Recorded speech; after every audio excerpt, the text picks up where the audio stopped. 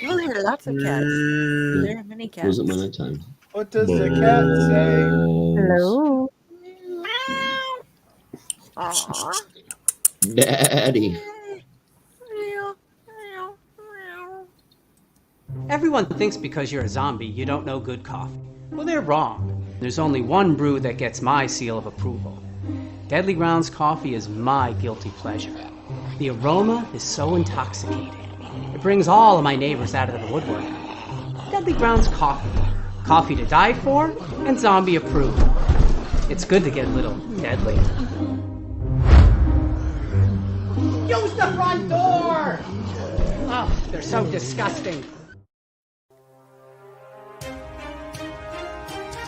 The Dorkening and all affiliated shows are not intended for anyone under the age of 18. The following may contain discussions or scenes that have adult situations, graphic violence, nudity, strong sexual content, and graphic language. This show is intended for mature audiences only. Viewer discretion is advised.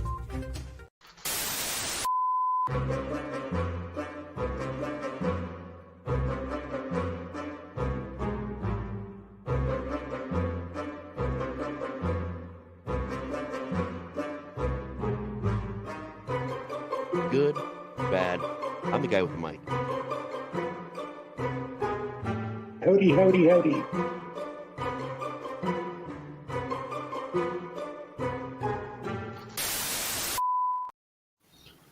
Welcome to the Padded Cell, a show where we discuss absolutely nothing. And I think I'm going to need to quit because I keep forgetting that this is a show for mature people. And yeah, that means I'm fucked. Just like Stefan here. Yeah, we're both fucked. Hey, Stefan. Hey, man. I don't think any of us are actually mature. Are we allowed to be on this show?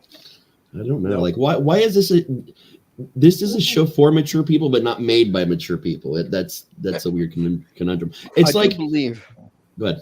I do believe that the disclaimer says for mature audiences only. We are not audience, so I don't think that applies to us.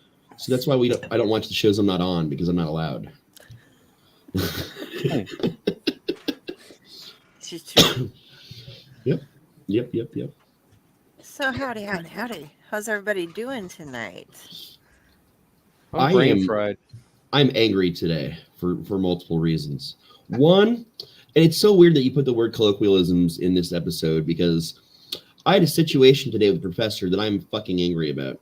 I got deducted points off a project because I used the term paper, as in you're writing a paper, because every school and college that I've ever heard of in their straight fucking time uses the word paper, be it final paper, term paper, etc.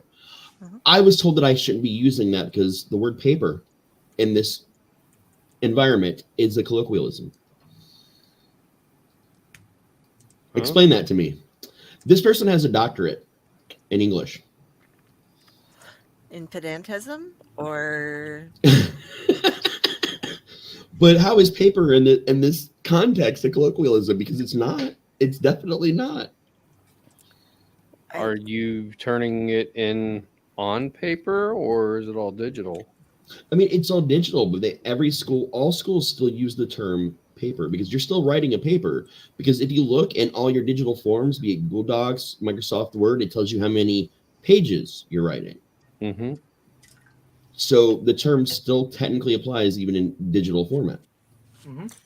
Well, I think digital it's paper. I think it's the same as when I record something and say, like, we got it on tape rolling. That it's digital and it's going to be an MP3. There's no tape involved, but so then maybe it's a time-based colloquialism, which seems like it should have its own word whatsoever. Like that makes very little sense to me.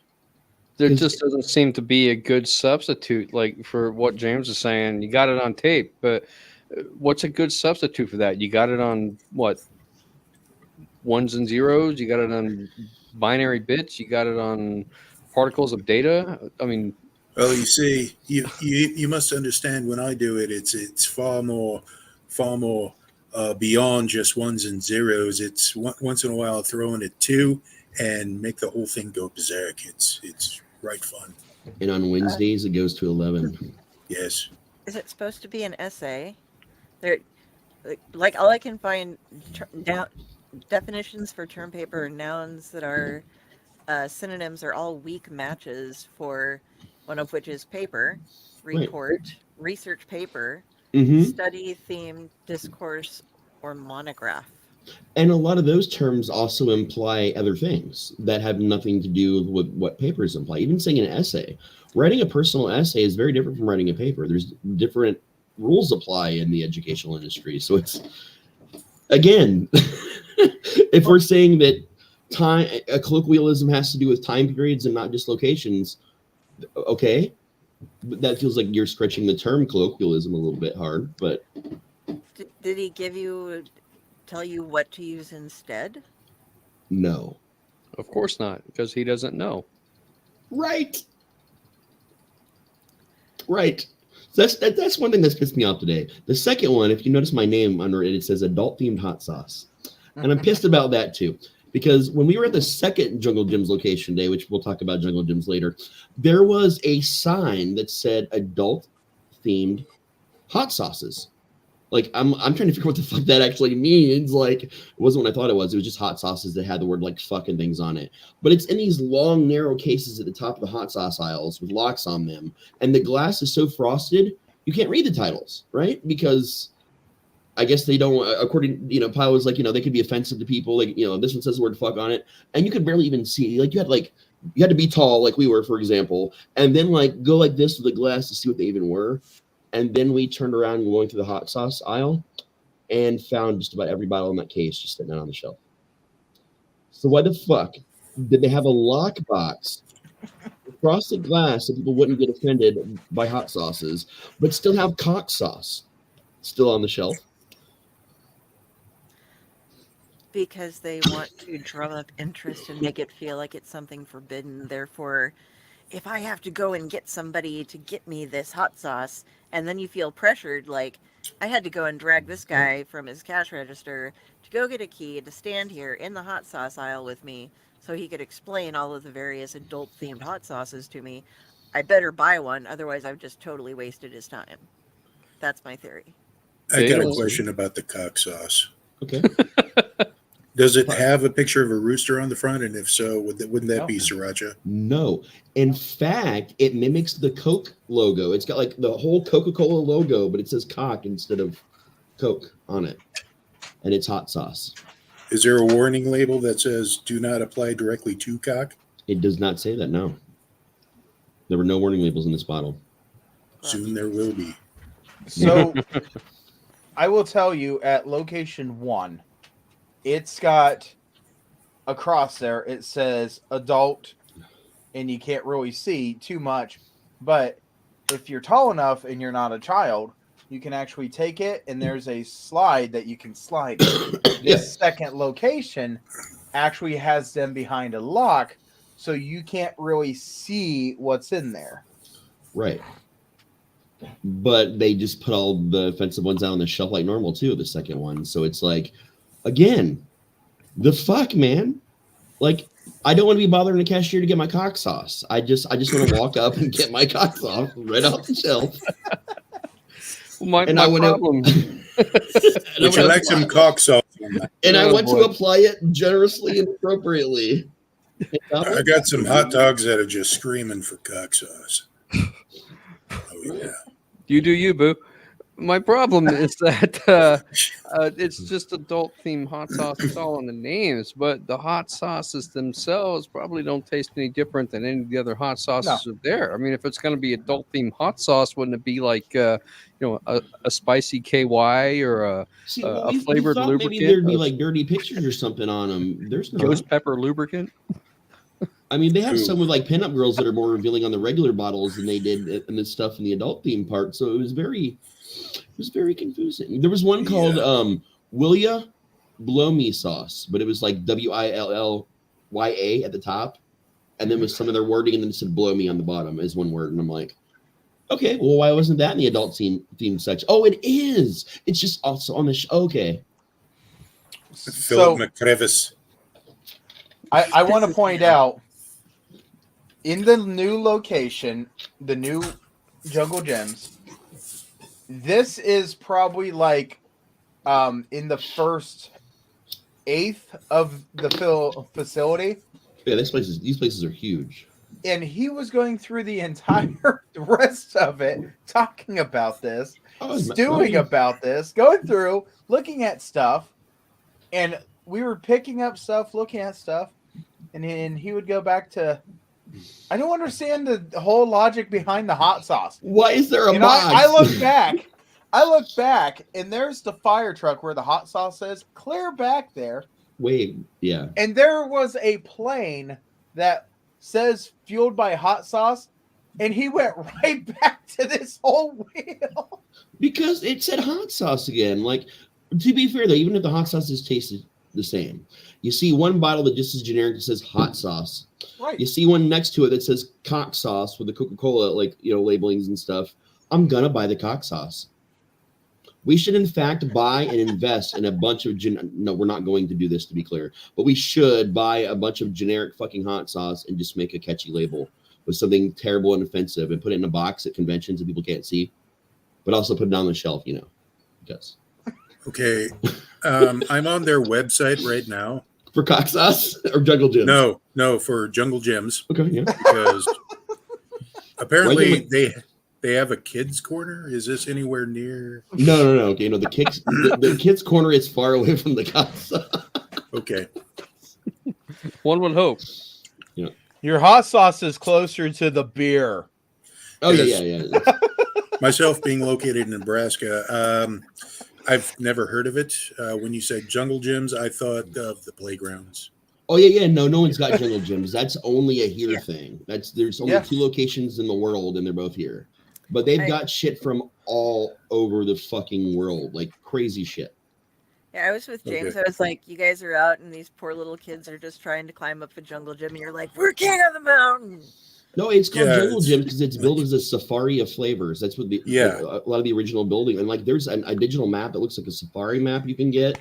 Like, and if you really take the time to look at everything, you can be there all day. Like, it's huge. Yeah, but at first I'm like, okay, so playground equipment. Why is there hot sauce at these playgrounds and hot sauces? Yeah. Oh yeah. I mean, but they do have a little indoor playground at the second location. Not at the first one, but at the second location. Okay. Well, it's Jim JIM, like a person's name. Yeah. And also some not replicas, some history from the local amusement park that I'm always talking about. But that fucking Smurfs ride that I made you guys watch that video for, the snail that was in that Smurf ride video is actually at Jungle Gyms at the end of the parking lot. And they've got one of the cauldrons from the cauldron ride from back in the 80s, and all kinds of cool shit. You guys need a Shields. Those are awesome. You get there's like a merry-go-round in it. It's a sporting goods store, but they also have they have a little restaurant type of thing that has homemade fudge, and you can get little samples of fudge. But they'll have 10 or 15 different kinds of fudge you can get. Hey, Tom Dog. Oh, nice. Yeah, they have a whole section just based around fudge at Jungle Gyms. There's the fudge section. There's a huge indoor aquarium that you will actually, when they need to clean it out, you'll see people scuba diving in. Oh, nice. Yeah. So it's really a cool store. Cool. At Jungle Gyms, they have a gummy snake. Oh my god, it's a gummy python, and it looks like like the head is detailed. It's got a tongue and everything, and it weighs 27 pounds. Challenge accepted. That sounds like something they would. Was it 400 servings or something like that? Wasn't that what it was? We were laughing about the serving size. It said 400 servings was the size of the snake, and it was $150. And because of the weight of the snake, you can't just buy it off the shelf. You got to take a little card when they're even available because they're custom made, and you take the card up front, and they'll get it out of the stock room and put it in your basket for you in your cart. Mm-hmm. But there's a fake habitat set up in the candy aisle that shows the fucking giant snake. It's got a couple loops. It's got a full-size fire truck in both locations. Mm-hmm. Second location had a plane. That was the hot sauce plane. Which had a radar that would turn on it. Yeah, that moves. There was a jelly bean car at the second location. The first location has got a a couple Shanghai vehicles. Yep. Also, So- the first they have animatronics. That's a really big thing about the stores too. They've got a lion that's dressed as Elvis singing songs.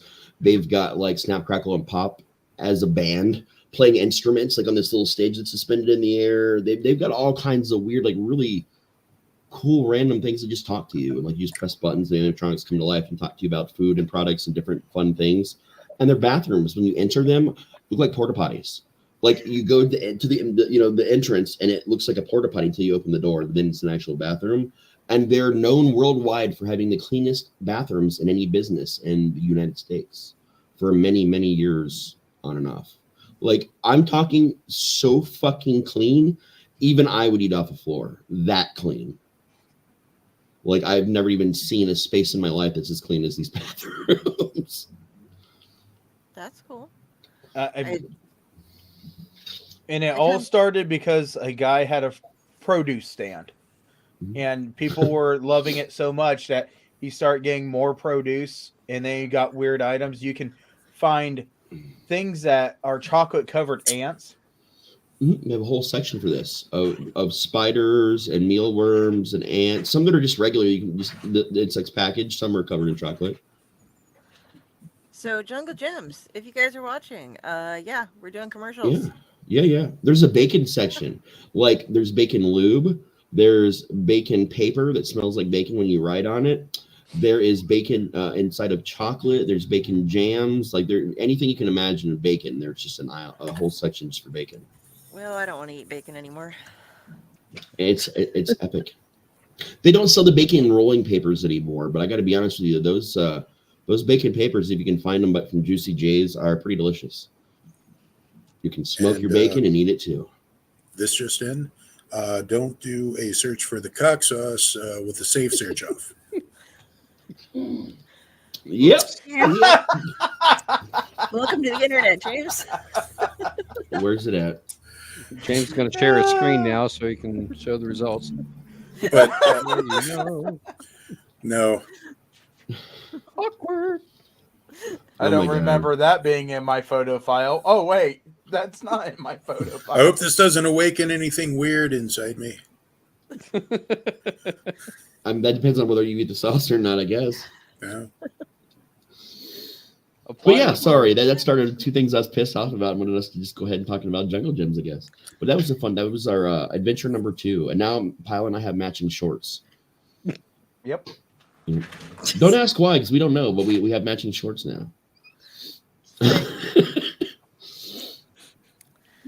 We're ignorant and we do stupid fucking things. That's the gist of the situation. And where's the theme song? Do you have your theme song on a board yet? I don't have it on the board yet, no. But I say that for the videos because it's special. And if I just play it all the time, it won't be special anymore. Okay. I do enjoy the theme song.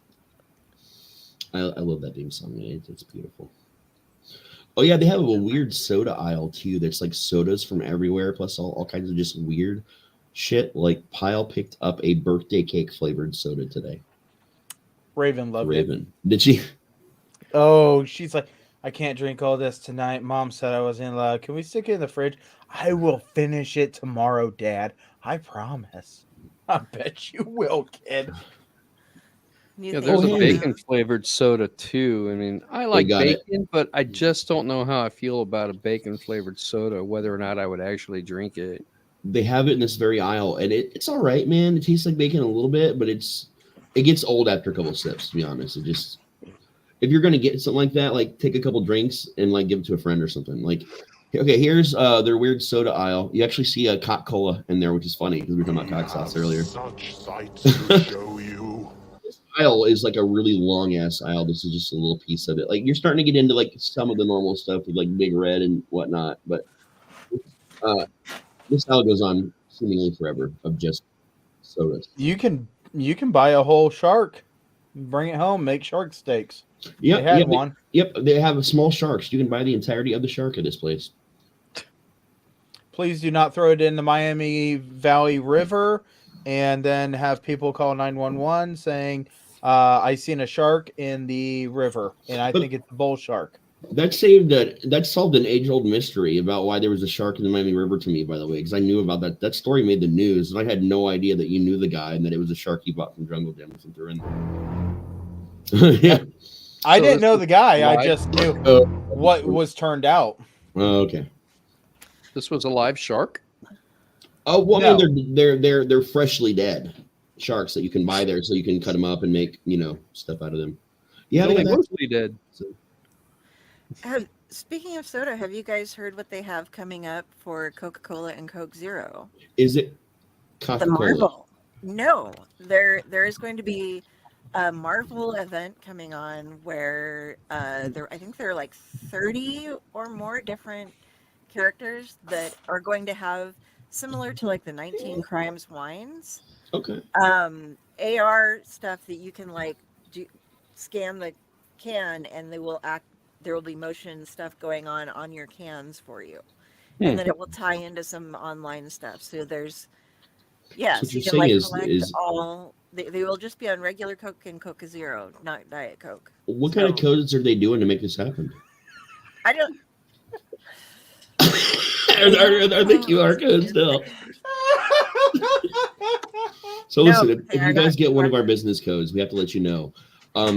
The QR code we have does magical things, and we can change it whenever we want to do all kinds of other crazy magical things. So, and also some of our business cards are numbered and have different QR codes than the rest of them. So if you find us out in public, you ask for our business cards. We'll give them to you. They're magical. And they'll spend a lot of time on this fucking QR code. So pick up our business cards. And then on top of that, when you scan it, you have to believe in the QR code. Yes, believe in the QR code and yourself to make it, and it'll work. Clapping helps. Yep. I do believe in QR codes. I do. QR code. I choose you. Hey, Del, guess what? What? Sitting in the angry chair, angry walls that still the air. Yeah, I was doing that in this one on Friday, just looking around and I was like, It's happening when did again. Del come in? I want to see the crow sitting in the recliner. I'll do it. We should. We If need you're the not crow. going to do it, I'll do it. The judging like- crow and the judging recliner. Just, So like Brandon Lee sitting in the recliner, right? Yeah, exactly. Ah, Where on earth did you find that shot? I was looking up crow things, and that one was a curious crow, and so I was like, "Hey, I'm a crow. I'm curious. I'll take it. It'll work." And then my mom thought it was a platypus for 5 years. speaking of sodas, I really, really miss OK Soda. It was Okay. I'm familiar with OK Soda, actually. No, I'm serious. They used to sell to Jungle Gyms. I'm not even kidding you. yeah, they were the closest thing to like, those suicides you would make at the fountains, mix them all together. Apparently, That's kids what still do they that. By the always way, I say. found out and was totally astonished that children still do this. Oh yeah, but it's a time-honored tradition. However, that was essentially what the OK Soda was, and it came in really cool looking cans, illustrated by I forget his name, but he was the Underground Comics comic book. I think. I'm not sure, but Daniel Clowes from 8 Ball and Ghost World, and Charles would be- Burns, who did Black Hole and the Believer. that would be the guys. But I would buy it all the time, but apparently it wasn't famous enough or popular enough, so they yoinked it after only a couple of years. It was in 95. Yeah, they got rid of it in 95, along with a lot of other similar colas on the market, because that was a time where you could actually get the Crow Cola, and fucking Ozzy had his own cola, and everybody had colas, and it was a big deal. And then that market died in the late 90s. And then other companies like Jones Soda helped bring it back, and a lot of other bigger soda companies. And a lot of times you can still get a lot of the older stuff that was just sitting in warehouses that stores like Jungle Gym will go and buy their rest of their stock and have a limited time sales event at their store until all of it's gone. So they do shit like that sometimes as well in their soda aisles. But other international markets will do it as well. Was I it good, It was or okay. was it just okay? It was okay. It was okay. I It had always, little Coke, facial things on there. want Coke to bring back putting cocaine in their cola. I want the old Coke Zero cans back because they matched my Marlboro packs, and then I was able to like have. I mean, this isn't too bad off, but yeah. when they were black and white and red, then it was like, ooh, all of my prices look the same. Yay! Now it's I like, ran we gotta do across one thing today that was a blast from the past in that same aisle. It was balls, BAWLS. I don't know if you guys remember. It was like a precursor to energy drinks because it was made with like guava and different stuff like that, or Guyana something or other. But it was an energy drink before energy drinks existed. And it was huge, and apparently they're still in like hardcore production of this thing. And they had flavors I never even heard of it just sitting there on the shelf. And I'm like, I only remembered the blue bottle that tasted a little bit like Sprite. That's the only one I remembered. But there was like 5 or 6 different ones. Do they still make whoop ass? They had whoop ass there. I don't know. I don't know if it was like one of those things where they have for a limited time or. I used to buy that by the case from my local coffee shop when I worked downtown because I had a couple different jobs which were all within a block of it. And at the Rococo where you and James have been, I went and like if we had a really busy night getting ready to go, like a big concert showing up that night, I would like go over and bring a couple cases to all the bartenders and drop one off down in the kitchen so that they all had their whoop ass to get ready for because it was funny. Yep. Here in Ohio, because Jones Cola was who did that one, and Jones is still real big in Ohio. Yeah, we have Shasta Cola. Yeah, they had Shasta there at that market too. But like Jones was really big, so they don't actually make that anymore. I just looked it up, but they had it at Jungle Gyms. Apparently, for certain markets, they will do like small batches of it, but it is not a like in production like around the globe kind of thing for Whoop-Ass anymore. Okay. Just not sure how I feel about admitting to the fact that I've tasted balls before, and I've had balls all up in my mouth. It's delicious. all up in my mouth. Ball soda, yeah. BAWLS. You got balls. I remember back in the day when I had to travel to Missouri to get the actual Jolt Cola. Oh my God, Jolt was like. I really wish they'd bring that back. They did. You don't know? No. Oh, dude. About 2. It was the year of COVID was when they first brought it back, but obviously it didn't go over so well because people weren't going out often, and they did limited runs only at Dollar General, and after that the COVID thing kind of killed it, and then they just brought it back this year with General Dollar, and it might be making its way out to some other markets as well. But technically, Jolt Cola is back. They brought back the original cola and the citrus version. That's what's back in the market. Just slow going, and it's hard to get. And a lot of employees of the stores are just hoarding the cases and buying them and taking pictures on the internet, which is really annoying. Yeah, that wouldn't surprise me. I do remember that. Is it the original can or the battery style can? The original. Okay. Yeah, they went back to the original graphics for the nostalgia thing, but there's a better product than Jolt, which did not exist until Surge, really, because Jolt was out and then Surge came out, and then RC Cola was like, you know what, we need to be relevant, we're going to team up with the WWE, and RC Cola invented the citrus version, which was called Kick. It was a little bit like Mountain Dew, only a million fucking times better, and it didn't turn into syrup. I remember when left in the heat like Surge did. Remember that. Best thing ever. And then the cola version was called RC Edge, but they were teamed up with WWE there for a while when they made those. And those were actually the best tasting versions of all these things on the market. I agree. And then it just kind of died out because WWE decided they didn't want to do. They were coming out of the Ruthless Aggression era and kind of putting a stop on a lot of their blood and hardcore matches and stuff. And they cut their contract with RC and a bunch of other things. And without the support of the WWE, they didn't have the marketing power because RC didn't have a lot of marketing power at a certain point. I remember Kick. If you recall, you pour it out into a glass. There were floaties in there. Mm-hmm. It was great. There were floaties. Floaties. They gave you more power. What kind of floaties? No Well, one knows, man. That's the citrus magic of kick. floaties.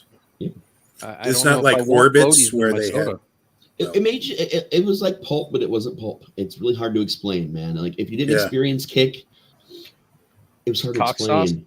And I would go every morning at the gas station right next to my high school and get like 2 1 liters because you could buy fucking 1 liters of kick. I'd get Kit Kats and kick and smoke a joint in the parking lot across the street, and I'd be set until at least lunchtime. It was fantastic, man. Oh yeah. So I recently tried Vanilla Ice's energy drink, the 5.0, and what is it, Cherry Burst. Okay. He's got 2 different ones out. One's a regular one. It's basically vanilla flavored with cotton candy, and then he's got one that's a Cherry Burst, which is On called Tuesdays. 5.0. And I've tried both of them. He did a video on it where he mixed the Vanilla Ice Joy Burst with Grey Goose vodka, and I would really like to try that because that seems like it'd be very tasty to me.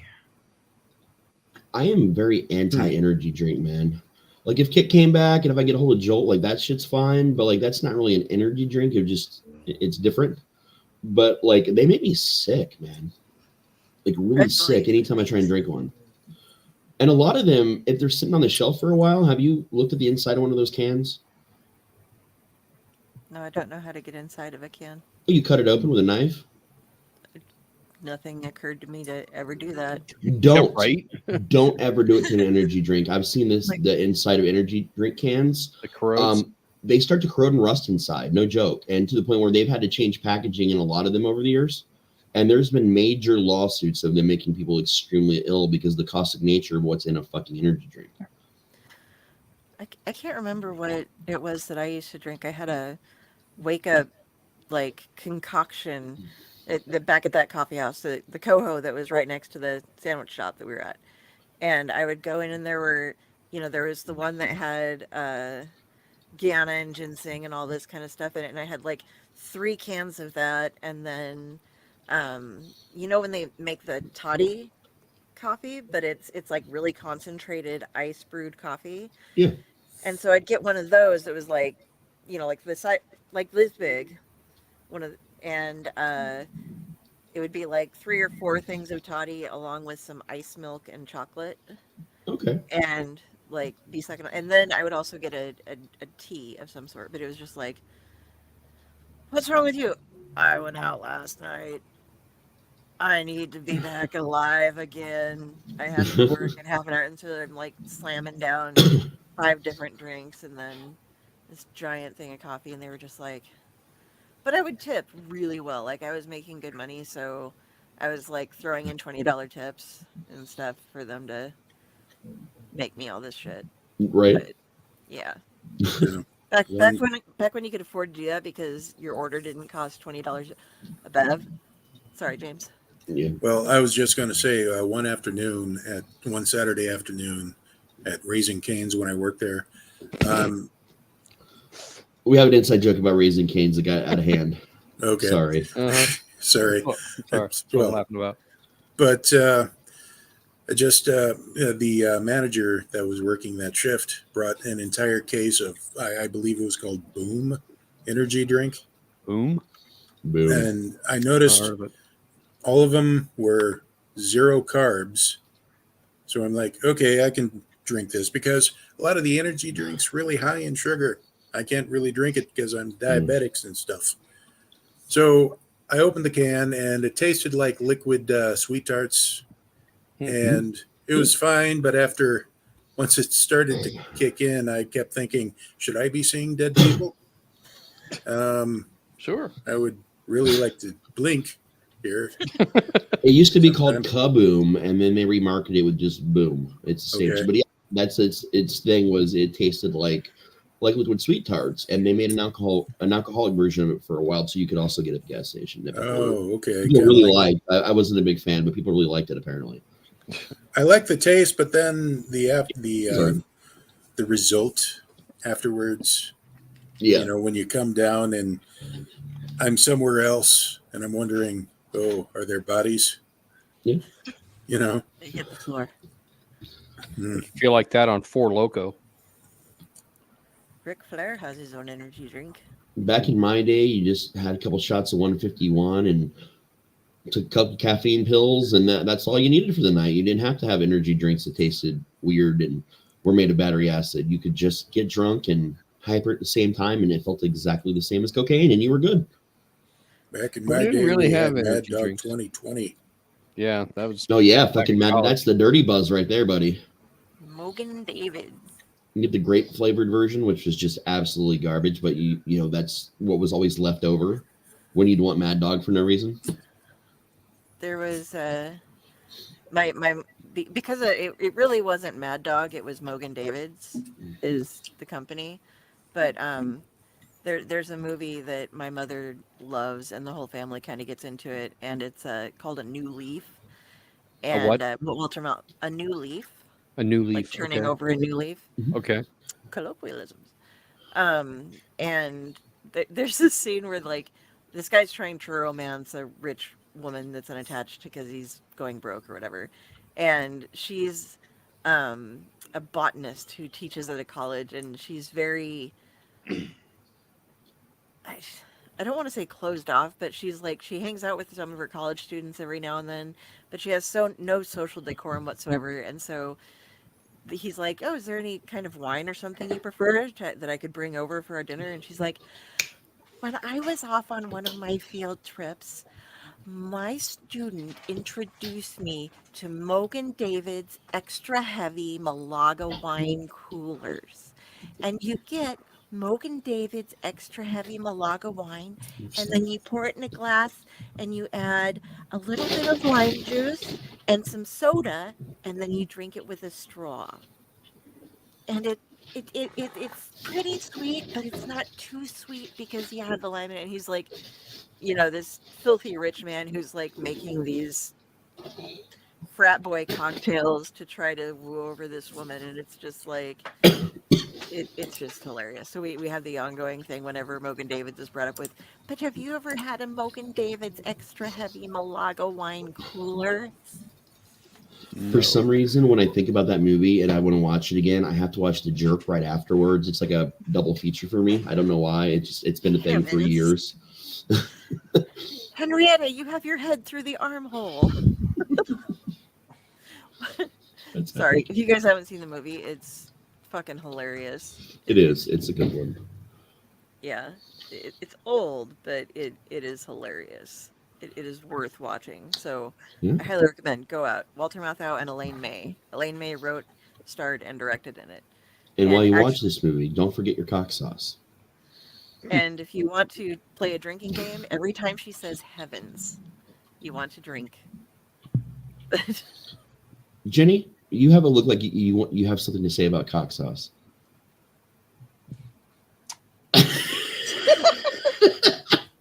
The problem is which company. Because we have plenty. Because roosters are on a lot of things. Yeah. That's true. Usually it's a complaint of 3 inches or smaller. You can't find one bigger bottles. Yeah. They pulled all over their what, Jenny? Then they pour it The all 3 over inches their is okay if balls. it's extra strength. Hold on. Can you see that one more time, Jenny? And then they pour it all over their deep fried balls. Their deep fried balls? Yeah. It's. Haven't you had Rocky Mountain oysters? I have. That's a nice little plate of cock and balls. Yep. Yeah. The really funny thing is I'm not being dirty about anything. This is a normal thing on our Yeah, mountain. these are just they are real things. Yeah, they have the Testicle Festival around here, and Testicle Festival. And Can we get all I've seen is people vomiting them. Like people will be like, "Oh, we have to have an eating contest," and then you see like everybody who was in it like over an Oscar, like 5 minutes later, yakking up. So it's like, you should get that the makes me information. really want to try them. I'm gonna see if we can get some press passes to that. I'm sure you can. Sendell. I'm not going to the Testicle Festival. I'll go to the Testicle Festival. I just want to say I'm going to the Testicle Festival. I'll go. What the hell? That sounds fun. Fuck it. Let's go to the testicle festival. All right. We made T-shirts. I'll dress as Nurse Enya and do some random body Yes. searches. I love balls. Balls for president. I brought my cock sauce. You know, though, when it comes to those hot sauces, what you need to try is the black honey hot sauce. Yeah. Oh yeah. It's amazing. Well, you If could get some want- cock sauce and wash it down with some balls. Yeah, I mean you could. But I think you wash What? down the balls with the cock sauce. I think it works in reverse there. Let Mikey try it. He doesn't like anything. He likes it. He likes it. Mm-hmm. You know, I got this awesome buddy that actually makes custom sauces for people, like barbecue sauces, hot sauces. He's actually someone I'm going to get on Chinner Sonic Secrets sometimes because he's a travel haunter out of Michigan. He goes to all kinds of haunts all over the place. He also drives a tour bus for bands like in off seasons. He does a lot of cool shit. But he's been trying to get his sauce company off the ground. And now I'm imagining, because of Pyle, having some cock sauce on Life cereal. It's a new flavor. You know, Mm. they're always coming out with something. No, and Give your it to cereal, Uncle Necro. He doesn't like anything. He likes it. He likes it. He still doesn't like it, but at least he's less grumpy about it. We'll give it to Tom Dog because he can like review it for us. Oh, yeah. Real Pro. Yeah. Tom Dog. There Try we some go. cock sauce and tell us about it, man. We need you. You have been summoned, Tom Dog. You must try it. By the power of cock sauce. I'm sorry. Yeah, I gotta stop. That's going nowhere good. No, it's really not. Remember, only mature audiences. Can the power of cock We don't sauce have compel you? Can we do that one? The power of cock sauce compels you. It's just for What about the hot games. sauce? What about the hot sauce that was like Wendigo and a whole bunch of other cryptid ones? Dude, Matt's like Mikey from Life Mother Cereal. drinks He'll eat cock sauce anything. I now. bet you if I got some, Matt will try it on camera. I can guarantee because he loves hot sauce anyway. Tell Matt that next time we're going to schedule it a little better, and me and him will spend quality time under the fire truck. Yeah, there you go. Tom Dog is all over it. Hell yeah. Mhm. We'll get Matt and Tom Dog to eat some cock sauce and tell us about it. That Guys, just makes me. Spoiler alert, it's salty. try it on Brill Pro. It just makes me wonder if there's a brand of cock butter out there. You know, I can I'm find out right afraid to now. Google it. I'm going to Google it because I'm brave today and I have my safe search on. Okay. I learned from you. I will never have my safe search on. Let me try. What was it? Cock butter? butter. Cock butter. Okay. See, you put in cock butter and safe search and it comes up with cocoa butter. Like, did I type cocoa? No. The answer is never duck.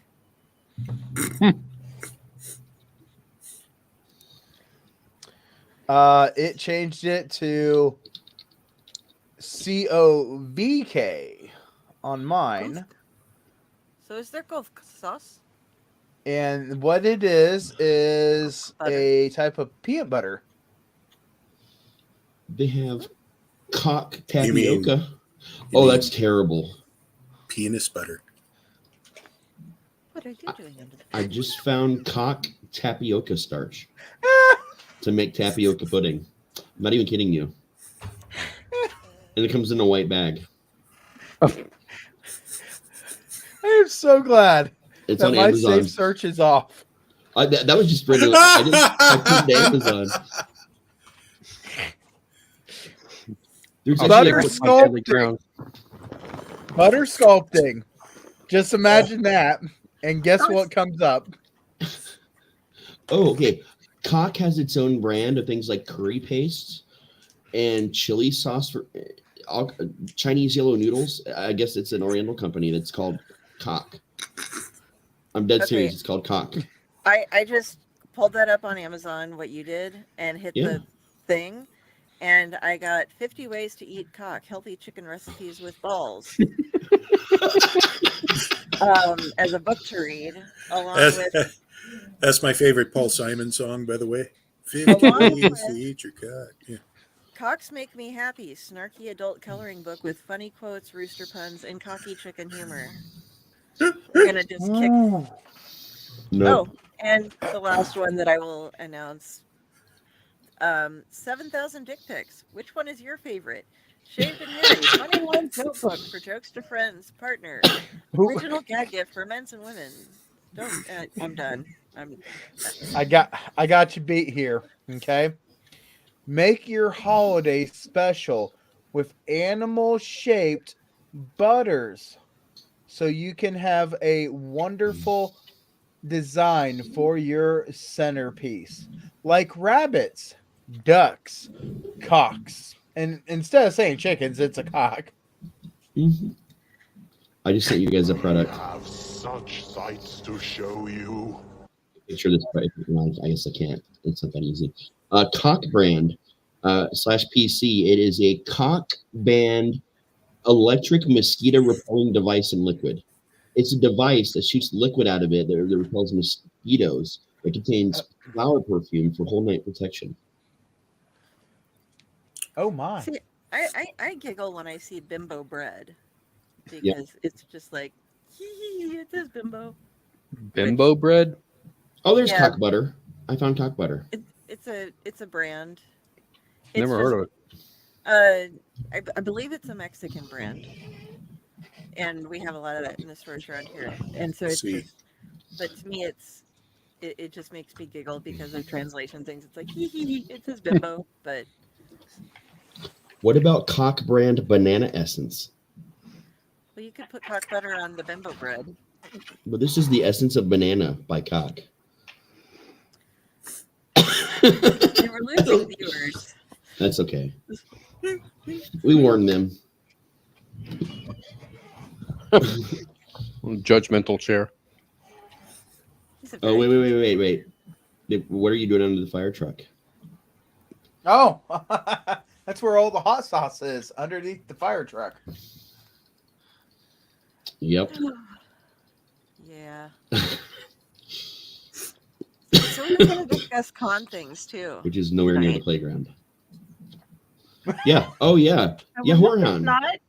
So right now they're wrapping up the Whorehound Rewind. So if you had tickets, you could use your barcode and get to watch more of the panels you might not have gotten to see. Might not have gotten to see. Can't talk today. Any of the films, a lot of the short films that won the awards that you missed, and like all kinds of little cool things they were doing. So I was holding off on the video until after Rewind weekend was over. Just kind of, seemed like the right thing to do. But we had a really good time there. We met a lot of really cool people. Pyle came down for a while, hung out with Wicked FX a lot, and we helped them pack up afterwards. But there was a lot of insanity this year. More insane situations that I'd seen at cons before, at no fault of their own. I want to point out, at no fault of Whorehounds at all. Several other major conventions, well after Whorehound had posted their date, decided they were going to post dates too. There was the Indiana Comic Con. There was another horror convention going on at the NPA, and there were guests that were booked oddly. So some guests left early, just left because they were double booked. Some didn't show up, which you get normal cancellations. There's literally nothing that a con can do if a celebrity cancels. There's nothing they can do about it. Like, don't go yelling at a con for that shit. They literally have no control over that, and it drives me nuts how people don't understand that that's not under their control. So it made it very difficult for podcasters, anyone like us, to actually speak to the stars there. Like it's pretty much impossible. And the ones that were there the whole weekend were doing so many things, or they weren't as interested in doing interviews because they'd already done. Sorry, I got to drive by catting real quick. Here's Sally. There's Sally. So he's been jumping on the desk a lot lately. They're just using a lot of time. So what we did a lot of this convention is we talked to all the vendors. So you're going to see a lot of different footage from vendors when the video is done, and just talk to them about what their products were, what got them into selling what they had. If they were filmmakers, what got them into filmmaking. We were just going through and interviewing vendors. We spent a lot of time with Rough House actually talking to them as well. So they're in the videos. I got to hang out with them, and that was That was fucking brilliant. We even had I rarely ever drink. Everybody knows this about me, but I actually shared a drink with them. We all had a drink together. Nice. So that was a pretty magical moment for me because I love Steve and Derek are awesome, man. They're good guys. I ended up running into all kinds of people that I have not seen, some for 10, 15 years. And some people just heard my voice and ran around the corner and found me sitting there smoking a cigarette on a bench. Your voice carried and it sounded like you. And I followed the voice and here you are. I'm like, yeah, that's how sound works. That's how sound travels. But it was a great convention, man. And the thing I want to stress about conventions like Horror Hound specifically, and some other conventions are like this, but Horror Hound it's special about this is its family. When you go to Horror Hound, you are Horror Hound. You get treated the same level of respect no matter what colors on your bracelet or what package you paid for. It doesn't fucking matter because all the vendors are just kind, good-hearted, generally good people. If you leave your credit card on accident at a booth, you know what happens? Someone doesn't steal it. We hunt you down and find you and give it back to you. If you accidentally leave your purchase on a table and we see you walk away, we're going to grab it and chase you down and help the vendor get you what you just bought to you. Like, you see a lot of this, a lot of really positive stories about people leaving something behind and someone at the con tracking them down to give it to them. Like, even in the Facebook groups, there's a couple of people that had left some things behind, period. But there was, like, I guess, video or something of the people that had actually made the purchases, or in some weird way, someone was doing a video and saw it in the background and said, hey, I bought that, but I lost it. They were able to connect with the vendor saying, oh, actually, we have it still. We didn't hear back from you. What's your shipping information? I'll ship it to you on my dime. Like that kind of, yeah, that level of fucking just awesomeness. There was this amazing lady I talked to, Sandy. She, World War II? No, Vietnam. No, Vietnam. She was one of the few women platoons in Vietnam. She was so short. She had to get special platform shoes that the recruiter wouldn't notice when she went and signed up. So they didn't find out that she was too short until she was already over there. So she was in line for her first drill. Yeah, when she was in line for first drill, that's when they found out she was too short. And by then they were going to send her back, so they just kept her there. And like she told me stories about that, like her whole life. I talked to this woman for probably an hour and 20 minutes, just standing in the middle of the con with people going around us, just talking to her. I talked to this other gentleman, Mike, who goes every year with his autistic son, who's 27 now, but he requires, mostly around the clock care. But when they're at Horror Hound, his son doesn't want dad hanging out with him because he's with his people, he's with his family. And this boy can go to any booth inside there and get treated like a god because we all treat each other that way. So what became me wanting to do this press coverage of Horror Hound and the panels and this and that, which I did some of as well, became more about me realizing that Horror Hound's not about the guests. Of course it is. We all love the guests. We love to see the guests, but it's really all of us because some of us only see each other maybe every 10 or 15 years, like, my weird ass example or however long it's been.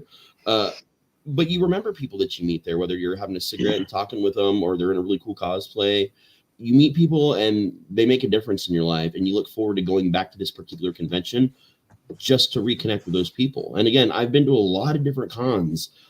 I've never been to one that has the vibe of Horror Hound. Just that family, you're here and you're protected. Nothing as bad is going to happen to you. We've got you. You don't get that at cons. You don't get that in public around other human beings these days. So to have that here and see it in action all weekend with so many different personal stories from people and just so many different scenarios, it just reminded me why I loved cons and why I missed going to some cons, especially Horror Hound. And to see that vibe not only there, but times 10 what it was like before I stopped going before COVID, it was breathtaking, man. And this is a con that I'm going to try my best to get back to often. And they do a couple a year. Unfortunately, the next one is September 13th, which is that's the same day we open the haunt. So we might go down there during the day and send some people out on Friday or Saturday to drum up business. It's like a 40-minute drive, 45 minutes. I don't know. It's something like that. I can't math or distance well. But we might try to send out for some promotions. We've done that in the past. But it's a great fucking convention, guys. Like, if you've never been to a convention at all, go to Horror Hound. Yeah, it's huge. Yeah, it can get overwhelming. But there's a million exits. And you can use any of them if you need to get out and get some air. If you're having a panic attack, people will check on you. They're like, hey, man, you need anything? You okay? I've seen people having a panic attack and someone didn't even know the person said, hey, let me go get you some water.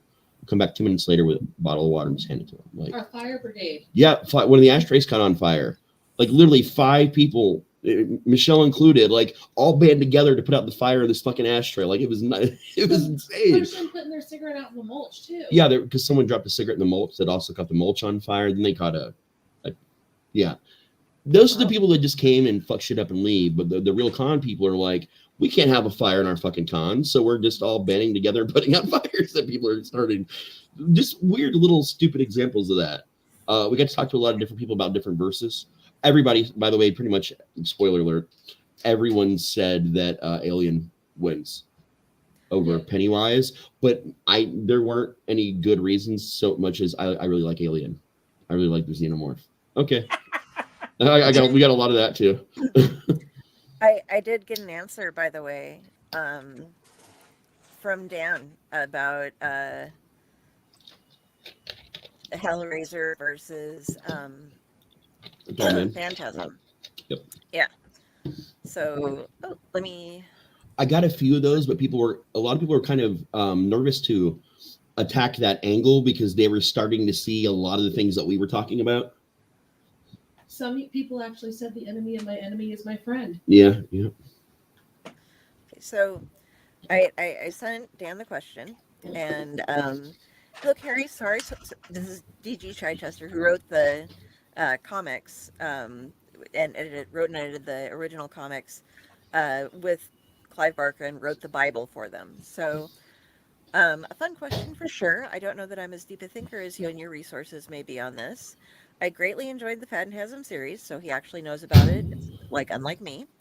For me, that's largely driven by Angus Scrimm's standout performance.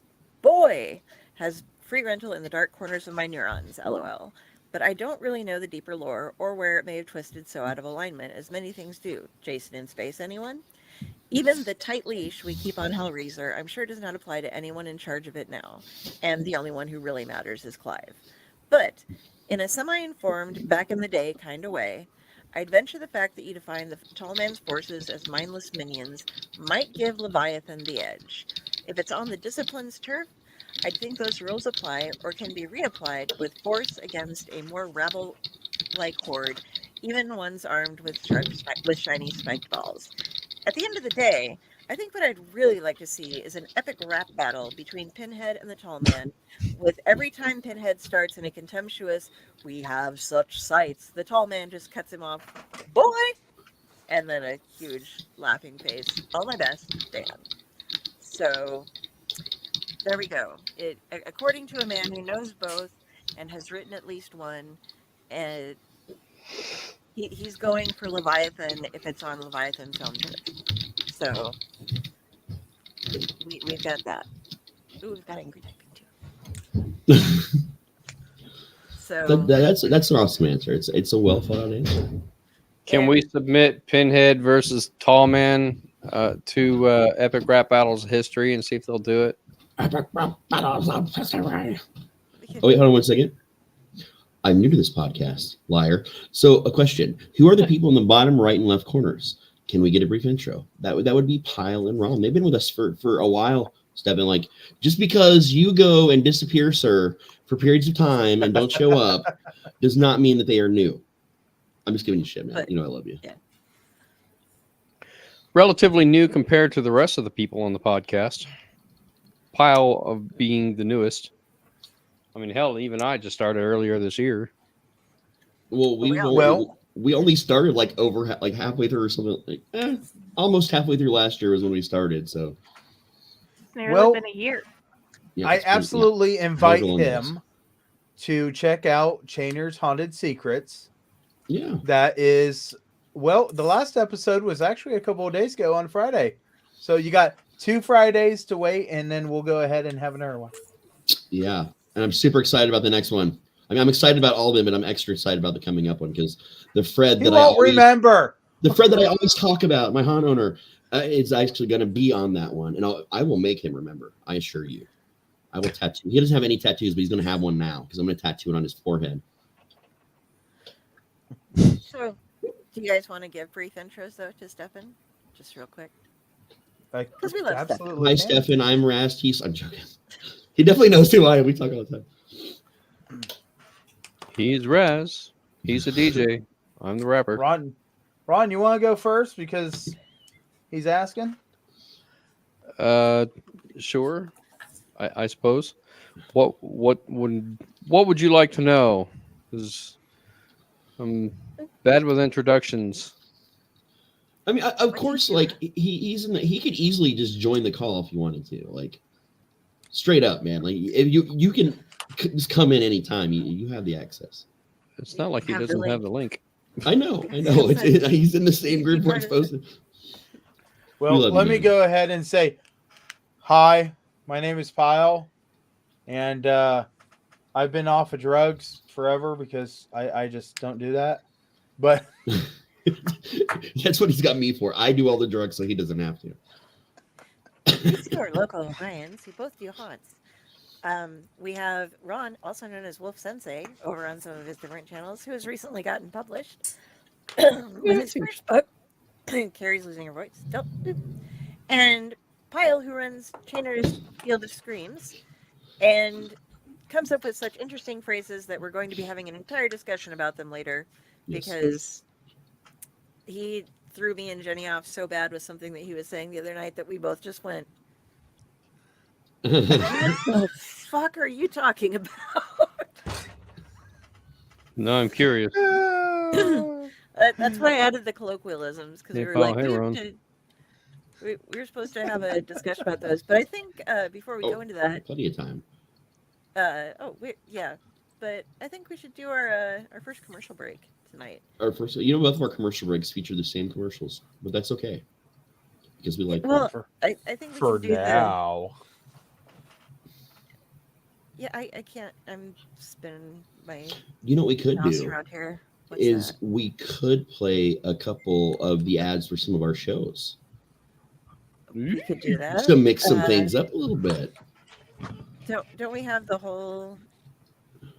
Do we still have the one that had half of our? We have TCIS, the TCIS one. Yeah, we haven't played that one in a while, and I want to see what all I have to change because I'm sure there's a lot on there I've got to change. Yeah. So here's an out-of-date ad, folks.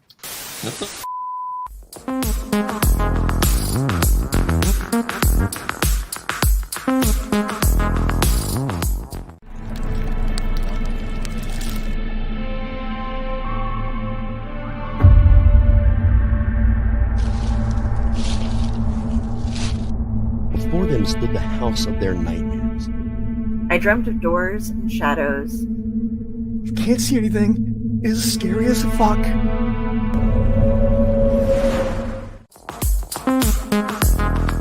I sent out some money looking for some stuff, and I got this package in the mail.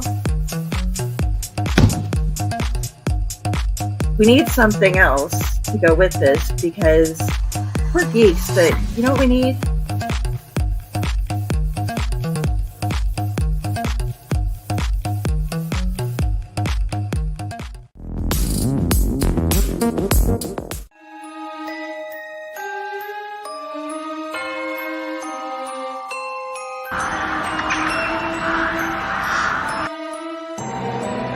Steve Van Samson, Curtis M. Lawson, Paul Christian Glenn, Joshua Rex, Raz, Rob Smith.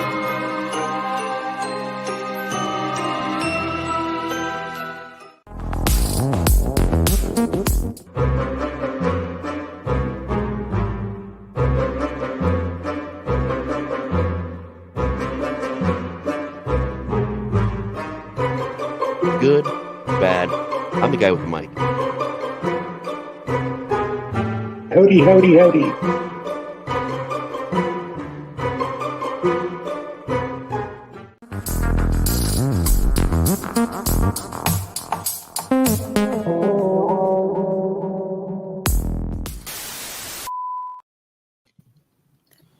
That's not actually that out of date. It's still actually completely accurate, to be honest with you. Like, I'm surprised. We just we moved to Unwrapped to being a random pop-up show and we can do it. But that's, I mean, other than that, I mean, it was, it still works for Sundays. I like it. It's fun. We haven't played that one for a while. I love it. So, Yeah, for these colloquialism things that we were talking about, Paper. I paper. I'm gonna be mad about that for a long time. That reminds me of like it slightly different when we went to Denny's, and I keep bringing this up. Peanut butter is a seasonal item at Denny's restaurants. Yep. They Which does serve not make sense. breakfast. Yeah, they have a time of the year when they do a peanut butter banana shake, and that's apparently the only time they have peanut butter on the menu. Yep. So if you order an English muffin at Denny's, you better check if they have peanut butter first, Yep. because they might not. And then you're like, well, they're Wait, damn English muffin. Whoa, are you telling me you put peanut butter on English muffins? My mother does. I do. I've never sometimes. heard of that. Yeah, it's really good. I also hate peanut butter, so well, it's super weird because I hate peanut butter. But I've just never actually seen anybody do that or heard of it before. Oh yeah, we do it. That's interesting. I just put butter on mine, shove it in my mouth. I do butter and peanut butter, and then it's like all gooey and it runs down your face, and you have to make a mess of it. But it's good. And just don't Hot just sauce. cough. You're good. So the other night, we were having a chat after the show, and Pyle, I need you to say it again because I can't exactly remember it. But we were having this conversation, and there was this phrase that was thrown out that I had that just baffled me. So Pyle, please repeat for us what you said, and then I want to see. We have some people watching. Anybody who has heard this, we'll give you a minute or two to just see if you just say if you have or have not heard of this before. So the first one is watching a monkey try to fuck a football. Okay. That apparently has not been heard, but the second part to it was, and the possum just keeps on staring at it until it falls out of the tree. Because even the possum is messed up. So when they heard this, they were just like, what? And I said, you never heard of a monkey fucking a football? No.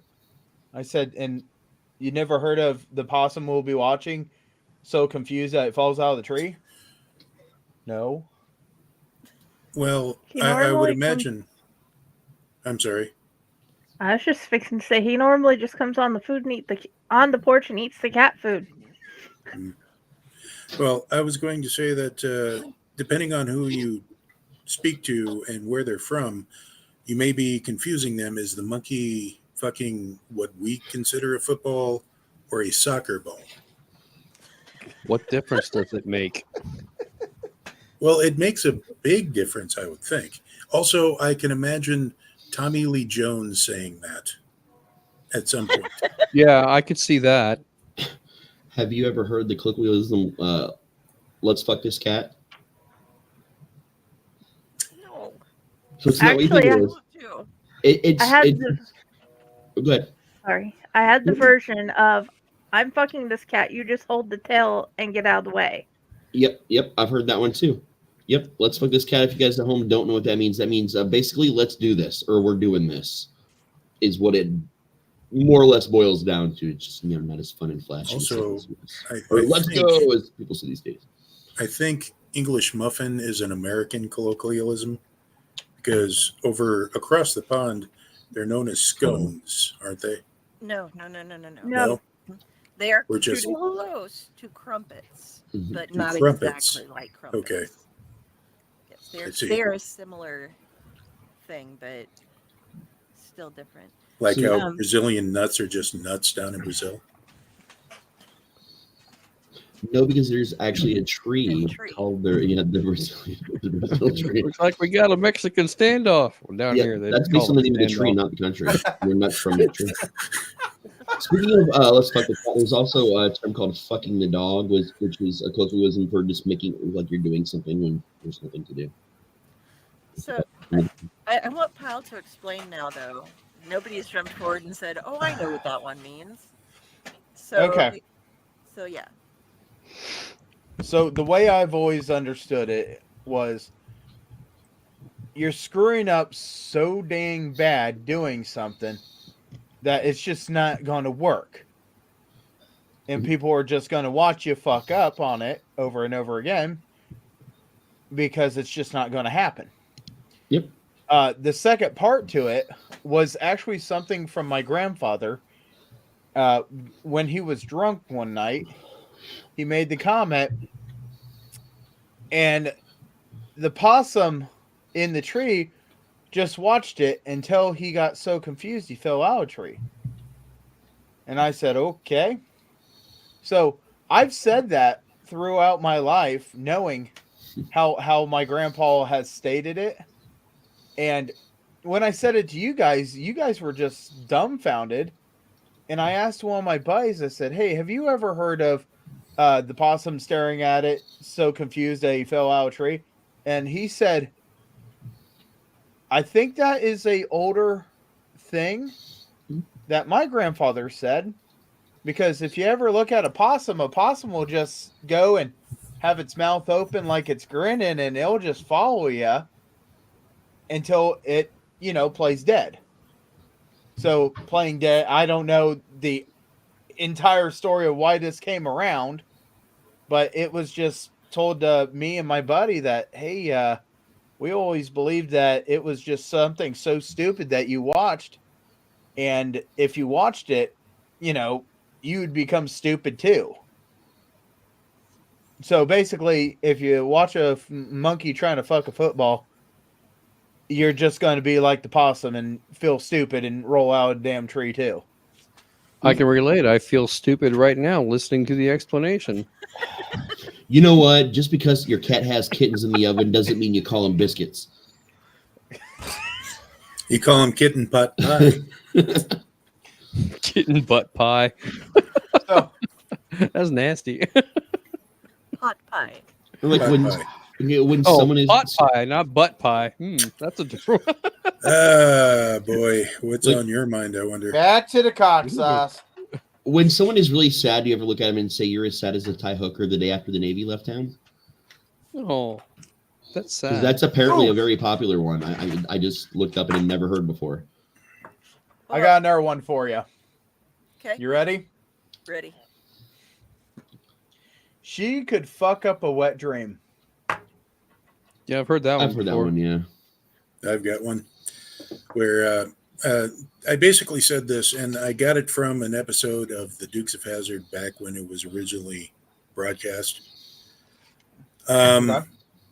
But my ex, it was the night that we were going to drive to Lexington, Nebraska, which is about a 4-hour drive from Lincoln, to meet her parents. And she asked if I was nervous. And I said, honey, I am as nervous as a heifer in a field full of bulls. My mom called the other day, asked me how the weather was, and I said the wind was blowing like a $50 whore. Yep. And it was too, boy. We've had that all around the country recently. Yep. It's been- Lincoln yeah. right now, we have fires going on around because it's burn season. If those y'all who live in the cities might not know what burning season is, but when it's starting to get around springtime, you're going to have to go out and plant and get everything done with fields. And you have ditches, you burn out your ditches, and you keep a very controlled fire. You don't just like set them on fire and leave. You walk beside them and burn in sections, but the wind will blow because they'll designate burn times so that should something get out of control, the fire departments are ready to go and get up there. So we've been having some quality of air issues because it is burn season. And wildfires will pop up all along the highways as you drive west. We saw that quite frequently and actually drove pretty much through a couple wildfires when we went to Colorado last time, right before we came and visited you. Actually, on the way to you, going through the end of Colorado to Nebraska, we went through another one. Yeah.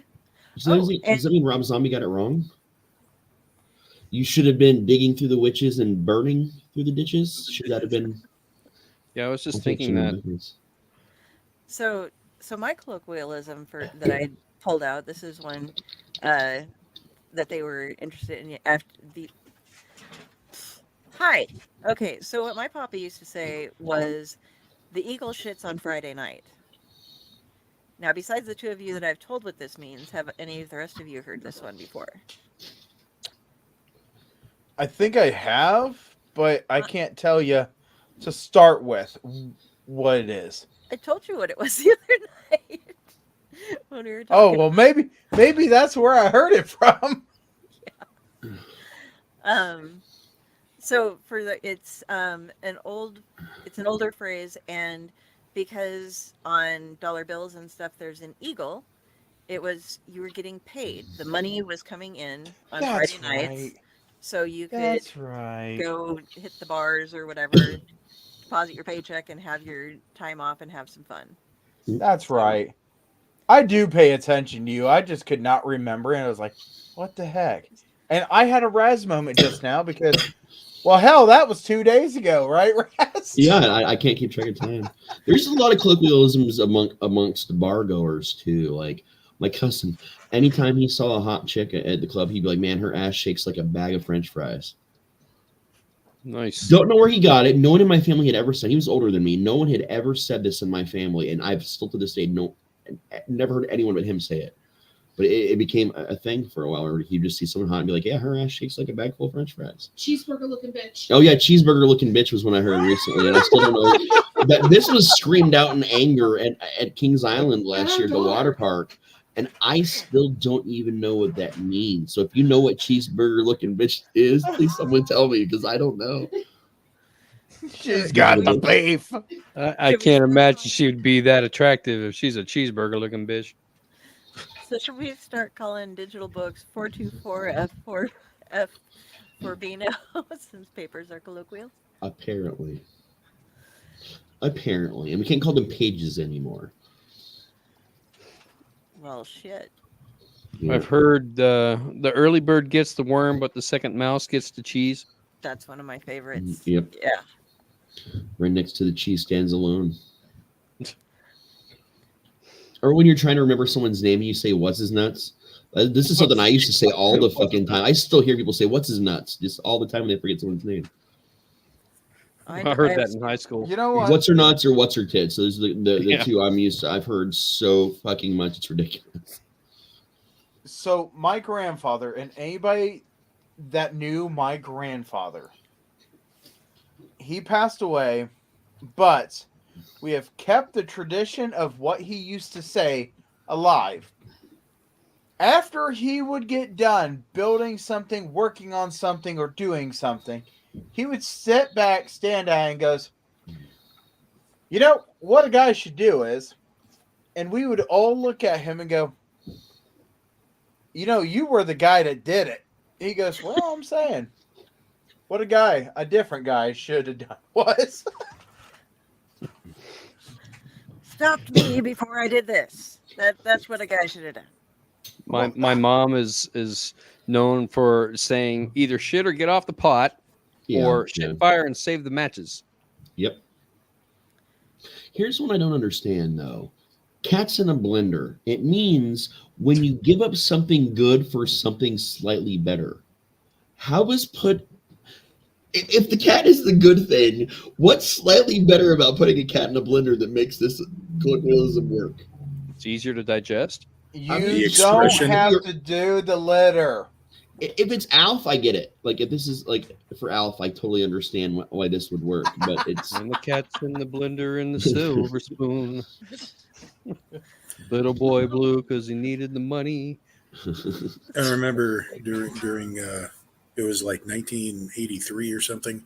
My grandfather, while watching the news, basically said, "You know, the cream does rise to the top, but so does a lot of shit." Yep. Yeah, that's true. I got to explain what rode hard and put away wet meant the other night. That was a fun one. I'm assuming you guys all do you know this or? Yep. I know this one, here. Why don't you explain it for the listeners, though? Okay. Cock sauce. Generally, the way you describe, in most cases, a female is where it usually goes to, and it's somebody who looks like they've lived a really hard life, You would generally describe It's a hard knock life. lady, yeah, the lady sitting at the end of the bar who has the leathery looking skin with the kind of oversprayed hair and the leopard skin shirt that's showing a little bit of sagginess going on Talks like around. this. Yeah, is it My like name's a horse Bernadette. that you rode hard? That's where it comes from. It's from horses. You ride a horse really hard. You need to clean them down and wash them and put away wet. Just means you just threw them back in the stable, and they haven't had any care taken for them. So, yeah. So a kind of tweaker looking bitch. Yep. Yes, is who I was Cheeseburger talking looking about. bitch. Yeah, Oh. there's There you go. there's a lady who lives near me that I was describing this way, and it's like, what the hell does that mean? It's like, oh yeah. So I think a lot of these come from farming things, you know. Oh yeah, a lot of colloquialisms come from farming times for sure. A wise man once told me there's something you got to remember about having sex with a girl that's taller than you. And I said, what's that? He said, when your nose to nose, your toes are in it. When your toes to toes, your nose is in it. I mean, Ooh. I got one from my dad. Okay. As my dad looked at me and was now my wife, looked at me and said, I don't care what you do, but I want you to understand, you got to keep everybody happy. And when it comes down to sex, it needs to be understood it is a game of pool. And I looked at him and said, okay, I know where you're going with this. And he looked at me and goes, sometimes you just got to tap it really gentle.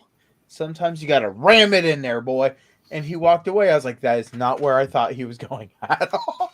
And he said it right beside two of my best buddies. And they both just start losing it. And goes, you didn't think that was coming from your dad. Sometimes you And I was got to like, no fuck her kidding. gently. I love that song. I'm all about the. One of my favorites from my dad was the he's dumber than a bucket of hair. Yep, yeah, bucket of hair. That's a big one. Box I've of heard rocks box or of bucket of rocks. hair. Yeah, I've heard both of those. And the weather. There's a lot of colloquialisms about weather. Like the one I hear them still to this day the most often is it's hotter than a whore in church. That's the one I think I hear still to this day the most. Yep.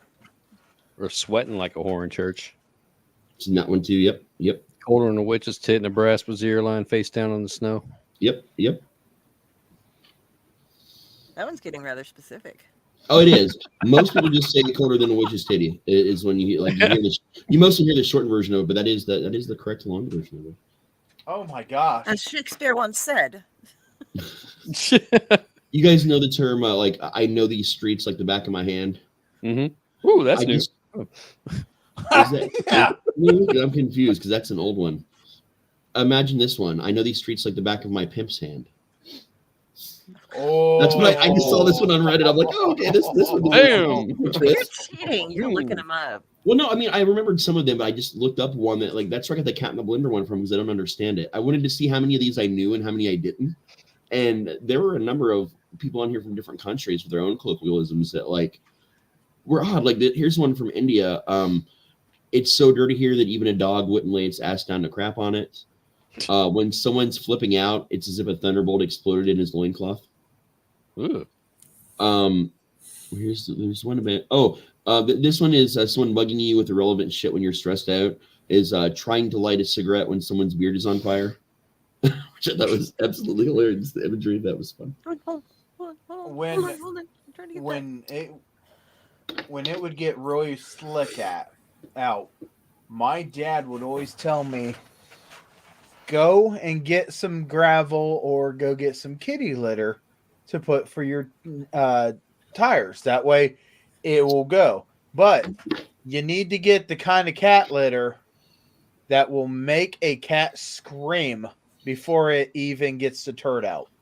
Mm-hmm. Well, that does remind me of the time I was explaining to my grandmother that, the really generic single ply kind of toilet paper I refer to as the Clint Eastwood toilet paper.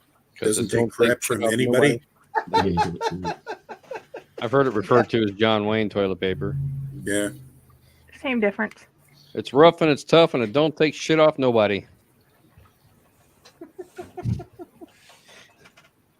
This chili that- is so hot, I'm gonna have to shit in the river to keep the wood from starting on fire. What? You hear that at chili festivals, yeah. Okay. Number two. Going back to cock sauce. Number two. No, that was straight up monster because the chili festival. This Oh, yeah. cock sauce is so hot. Anyway.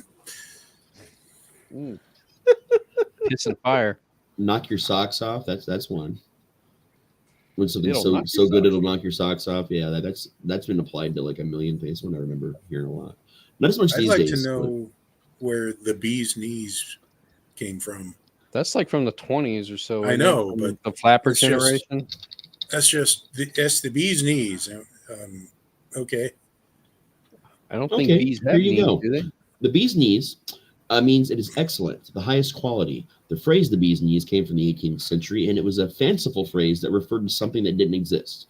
A boss would send an apprentice to the store to pick up a left-handed hammer and a bag of bee's knees. So it was literally used to prank people in the 18th century before it became a colloquialism meaning something of the highest quality or something that is Okay. excellent or awesome. That reminds me of the time that I was in the back of the Radio Shack I was working at, and I called the store because I was activating a track phone, and I was doing a test call, and the associate that was working there answered, and I thought I'd just mess with him, like, I'm looking for a DVD rewinder. I was told that the store had one in stock, and he went and looked for it.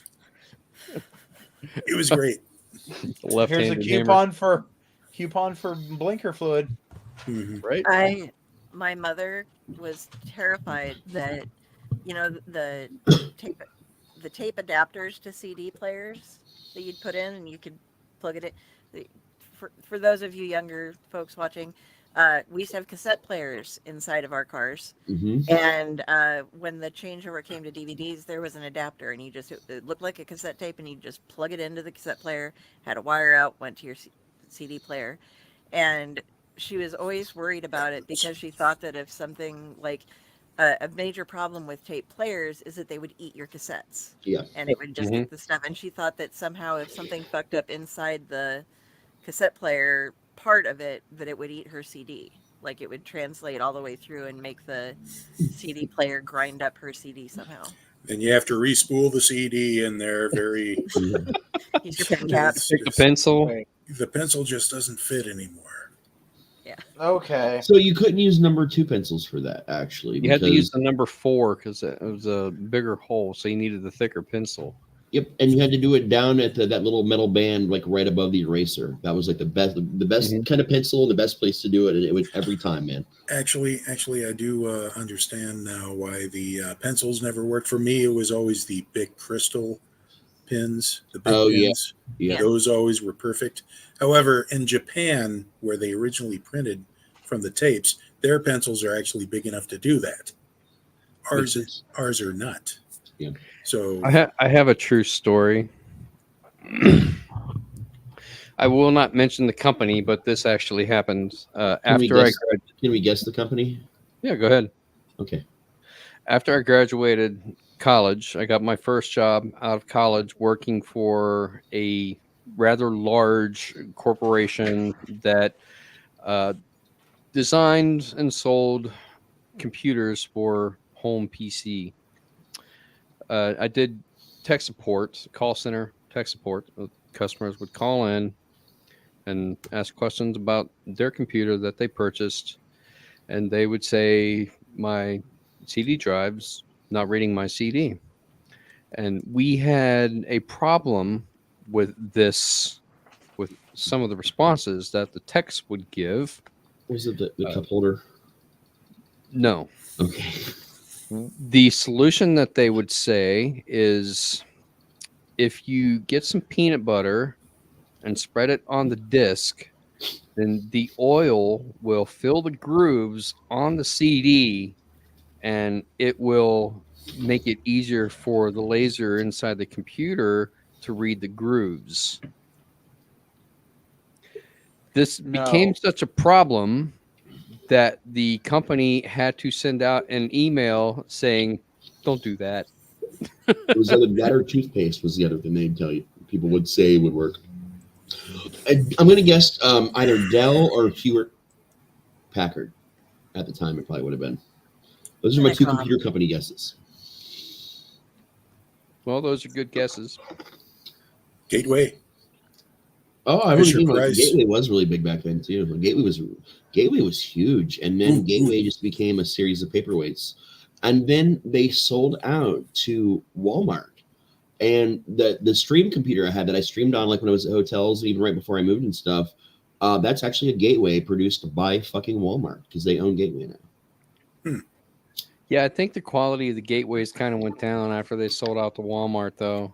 Oh, they actually were almost completely bankrupted and done before Walmart made the offer. And then they went to E-Machines. And Gateways really now, that little laptop I've got, man, that fucking thing beats like mid-tier PCs. Like it's a beast. And it was like this weird like after Black Friday sale thing or something we went to when we were in Florida, and I got this computer for like it was like $130, $140 brand new. Got home, started looking up parts and stuff for it because I wanted to see if I could expand it or whatever, and like looking it up online. Yeah, it was a $400 computer. Like $130 for it. It was Gateway. It was weird. You got something, Del? Oh, the only computer I've ever had that's actually exploded was an E-Machine. I plugged it in and there was like a poof, and then a lot of smoke, and yeah. E-Machines were known to cause fires. They also tried a brand of printers through E-Machine at one point, and their flagship printer was causing fires in people's homes. They spoofed this later in the TV show The Office about the printers catching on fire, and so it was a big fucking deal back in the, I would say, early to mid 90s. E-Machines were the devil, man. Yeah. I mean, it worked for as long as I needed it to, but I'm pretty sure that's why I don't have some of the stories that I wrote, is that I wrote them on my E-Machine, and then that I was trying to transfer things over is why I'd gotten new computers. I'd set that one aside, so it hadn't been run for a while, but it wasn't like it was. I mean, there was no dust or anything getting into it. It was just set off to the side and hadn't been plugged in, and I plugged it in and it poofed, literally. An earth-shattering kaboom. So I don't have those stories anymore. I've lost so many stories over the years that I've written because my first computer was an Apple IIe that everything was saved on the 5 1/4-inch floppy drives. Then my next computer was a 386 IBM clone with a 20 meg hard drive. Woo, baby! I thought I was rocking then with 20 meg hard drive.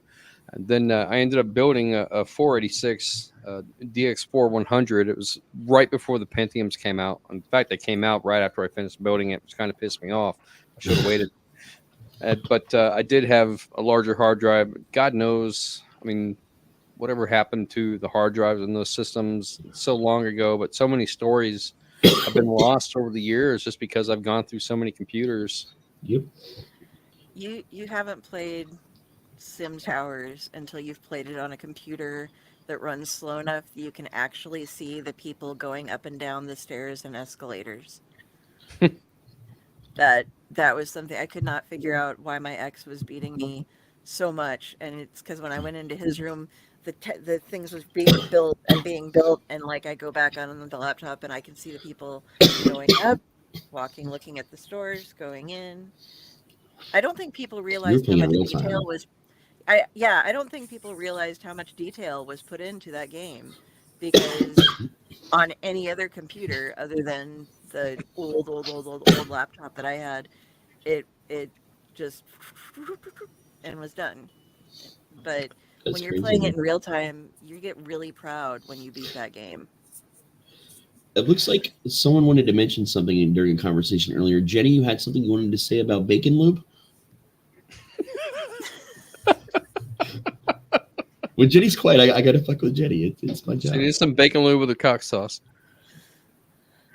Depends on what you want to cook, because the best thing about baking lube is you can put it in salad dressing, you can put it in biscuits, you can even Oh, put it in something's pie being cooked crust with bacon lube, and I don't think it's food. Yeah. with whiskey. That sounds like it would burn a lot. Yeah, but you also gotta be careful on which type of lubes you use.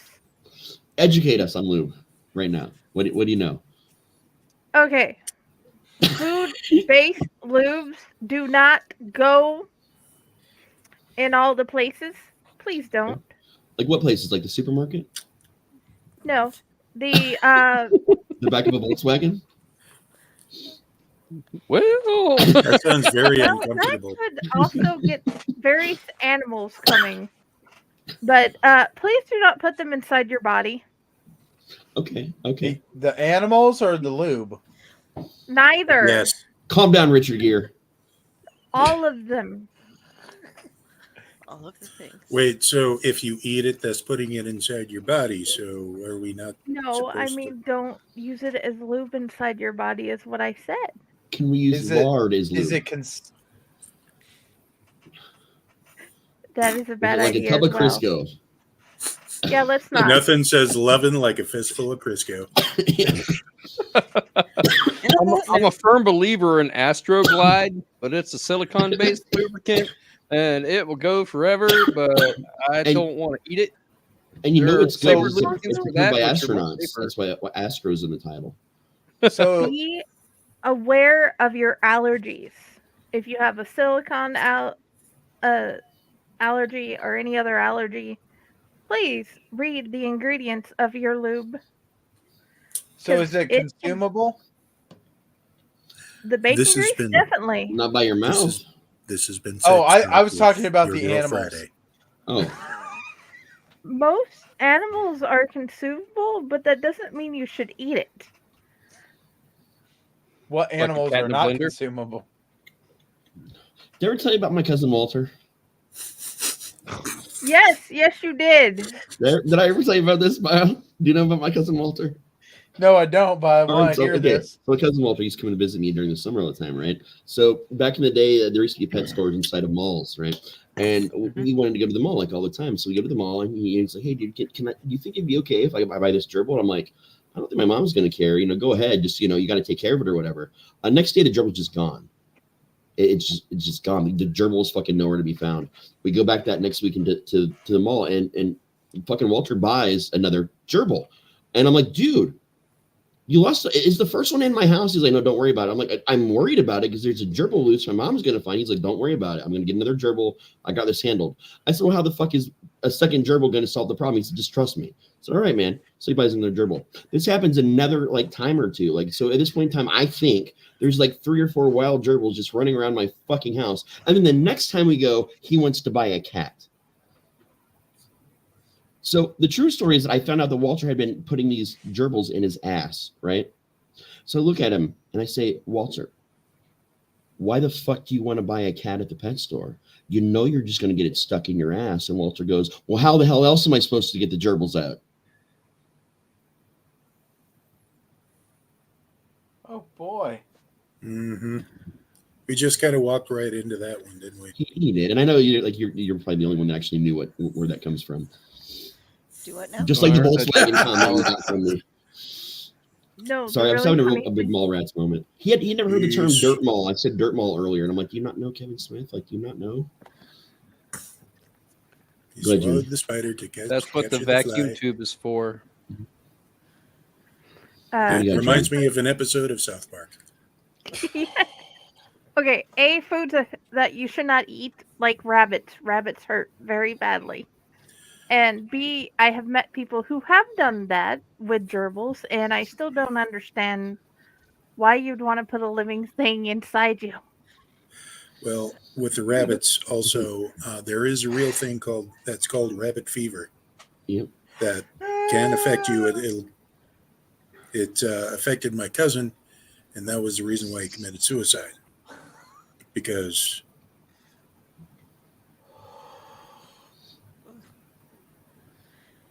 And I Okay. notice we're 0 viewership right now. So It's okay. well, That's I wish fine. I Yeah, got It's go all rabbit back fever to the once. loop. I got rabbit fever once and barely survived it myself. Yeah. Whereas, I'm not familiar with rabbit fever. I've Yeah. heard of cat scratch fever, not rabbit fever. Heard of It's beaver duck fever. fever. No. It's rabbit fever, duck fever, rabbit fever. Yeah. Save us, Jenny. okay, the reason I say don't eat rabbits is because, well, I won't eat rabbits because I literally have, I need an EpiPen. Let's talk about something happy like leprosy. Have you had anything fall off lately, gentlemen and ladies? Larry the leper, part sold separately. Well, I'm missing toes and foot. Wow. Okay. I have If an you interesting leprosy Boy, story. we switched from dark to dark. Wait, if you go back and listen to episodes of Elliott Radio, there is actually a commercial in one of the episodes called Bible Action Figures, and the very end is Larry the Leper coming soon, part sold separately. Leprosy. It's in there. Yes. All Well, the end of that's the part skit. off of me. So Party at the leper colony. Delphine Wow. has a story about leprosy. I want to hear a story about leprosy. Okay, so way back in the day, in the 90s, I worked at this place in Fremont, and it was a bar and restaurant, and it was very close to the hospital where my mother worked. And so oftentimes employees who were getting off work would come into the restaurant. And there was a woman who worked there as, she was either a nurse or a CNA, and her son would meet her at the bar a lot. And he would try, I don't know why, he would always try to tell me all these stories, like, I think he was trying to impress me or something, and I don't think he was aware that my mother worked at the hospital, but he'd be telling me all these stories about things that happened at the hospital. And he was telling me how his mother had made these great plans, and she had been cleaning a patient's bedpan and had spilled some on herself or something. And so she was going to turn around and sue the hospital because she was going to claim that somehow cleaning a geriatrics bedpan, she worked in the nursing home part, gave her leprosy. And was like, and so I went and was like, obviously my mother, who was in control of like quality assurance and risk management at the hospital, so the worst person you could tell would have been me or her about this, and like gave him the name and everything. And then he came in later because, did you tell him? How did the hospital find out? I only told you about that. I'm like, that's what my mom does, is prevent things like this from happening. And I mean, it's not as if your lawsuit would have gone very far, because you don't just get leprosy from people who don't have leprosy. Right. But yeah, that's my story about leprosy. Somebody just thought they could say, I got pee on me, so I have leprosy. Wow. Yeah.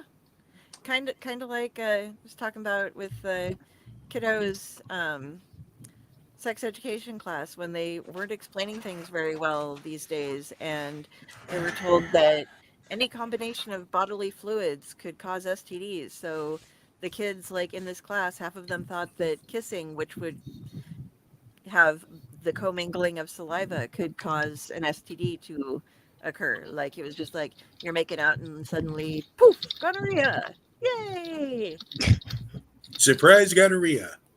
So, Yeah. should we do a PSA just to make sure everybody understands that golden showers gives you leprosy?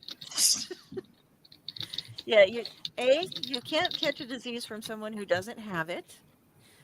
And B, those bodily, you can catch certain things through, you can get like mono and different things like that through kissing, because you're sharing bodily fluids, but Right. the other ones are from different bodily areas, a little bit lower down most of the time there. And toe? I feel like I've learned more from you and Jenny about sexual education than I ever did in school. And now I know also- not to put small animals inside my body and not to use food as lubricant. And so many other fun also facts. There was a girl who was in her class that was already a mother, who believed that you could get pregnant from oral sex. So apparently if you swallow it, it can swim far enough to get there. and Yeah. impregnate you. It just goes through walls or something. So that had to be another lesson on the thing. So this is Owlite education. And yes, Jenny. Okay. The thing that's bothering me is people Only are one? not. Oh, I have many. This one is just pissing me off here in my area because of how many pregnant teenagers we have. They literally told them, as long as you pee after, you won't get pregnant. That's not true. I'm joking. I know that's not true. Don't kill me. You might not get a UTI, but I don't think it's going to have anything to do with getting pregnant. Dude, and so many people didn't even want to teach their children because you know how you have to teach your daughters about various things you don't have to teach your boys as they become older and they start their periods and everything. If you do certain things or you don't clean properly as a guy, certain things can hurt that area, well, your lower region. So Catching prizes. yeah, Jamunda. it's So yes. around here, some of the things as a former youth volunteer for a couple of decades, I've heard you can't get pregnant your first time. Yeah. If you jump up and down right after, it'll all just not make it. Soup. If you drink really, really cold ice water before and after. Huh? And if you use Miracle Whip, huh? What? It makes a great spermicide, apparently. Yeah, I have heard that actually. The wrong jelly Yeah. and Coca-Cola Uh-huh. have been used as well. Also, if you don't really, really like that person, but you're doing it anyway, that kind of cancels it out. Yeah. Apparently. Yep, your attitude towards it matters. You can also be a virgin again because it didn't count if you don't like them later. Because biology works that way too. Yep. I dated this girl for I don't know, about almost a year, and her mom. We'd go swimming like during the summer, like a public swimming place, and her mom would freak out if her and I were too close to each other in the water, because if I got aroused in the water and something happened, then her daughter would get pregnant if she was standing too close to me in the swimming pool. And she was very serious about this. No. Wow. Very serious about this, and I'm just okay. I've had to teach people Beginning of the deep end. old enough to be my mother that females have 3 holes. Your pee hole is not the same hole as your vagina. Yep. And It's not like a cloaca or something. And that whole getting pregnant in a swimming pool thing, that was actually a plot point in a Chuck Palahniuk novel. Yep. Yes, it if was. I remember correctly. It was. I can't remember which one now, but yeah. It's the one where they all gathered together in a mansion to write. Yep. That was a really weird one. Or what about the belief that if it's male dominant sex, that it's going to be a boy. If it's female dominant sex, it's going to be a girl. And the blonde says, "Oh no, I'm having puppies." Yeah.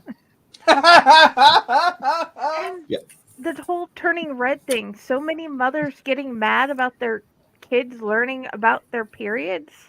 I started when I was 8. I had to make sure my kids knew something by the time they were 6. That they weren't going to die. God didn't hate them, and they were going to live. It just wasn't going to be a happy time. Yeah. I was. Go ahead. Oh, sorry. I had read some stuff on Reddit, and it was one of the Ask Reddit articles, and it was about hello. But it was about like things that people misunderstood and stuff, and there was like somebody who in their workplace, their boss got mad at them. They had to go to the bathroom and take care of changing their feminine supplies, and scolded them for having their period at work, and said, seriously, can't you just wait and just have it on your days off?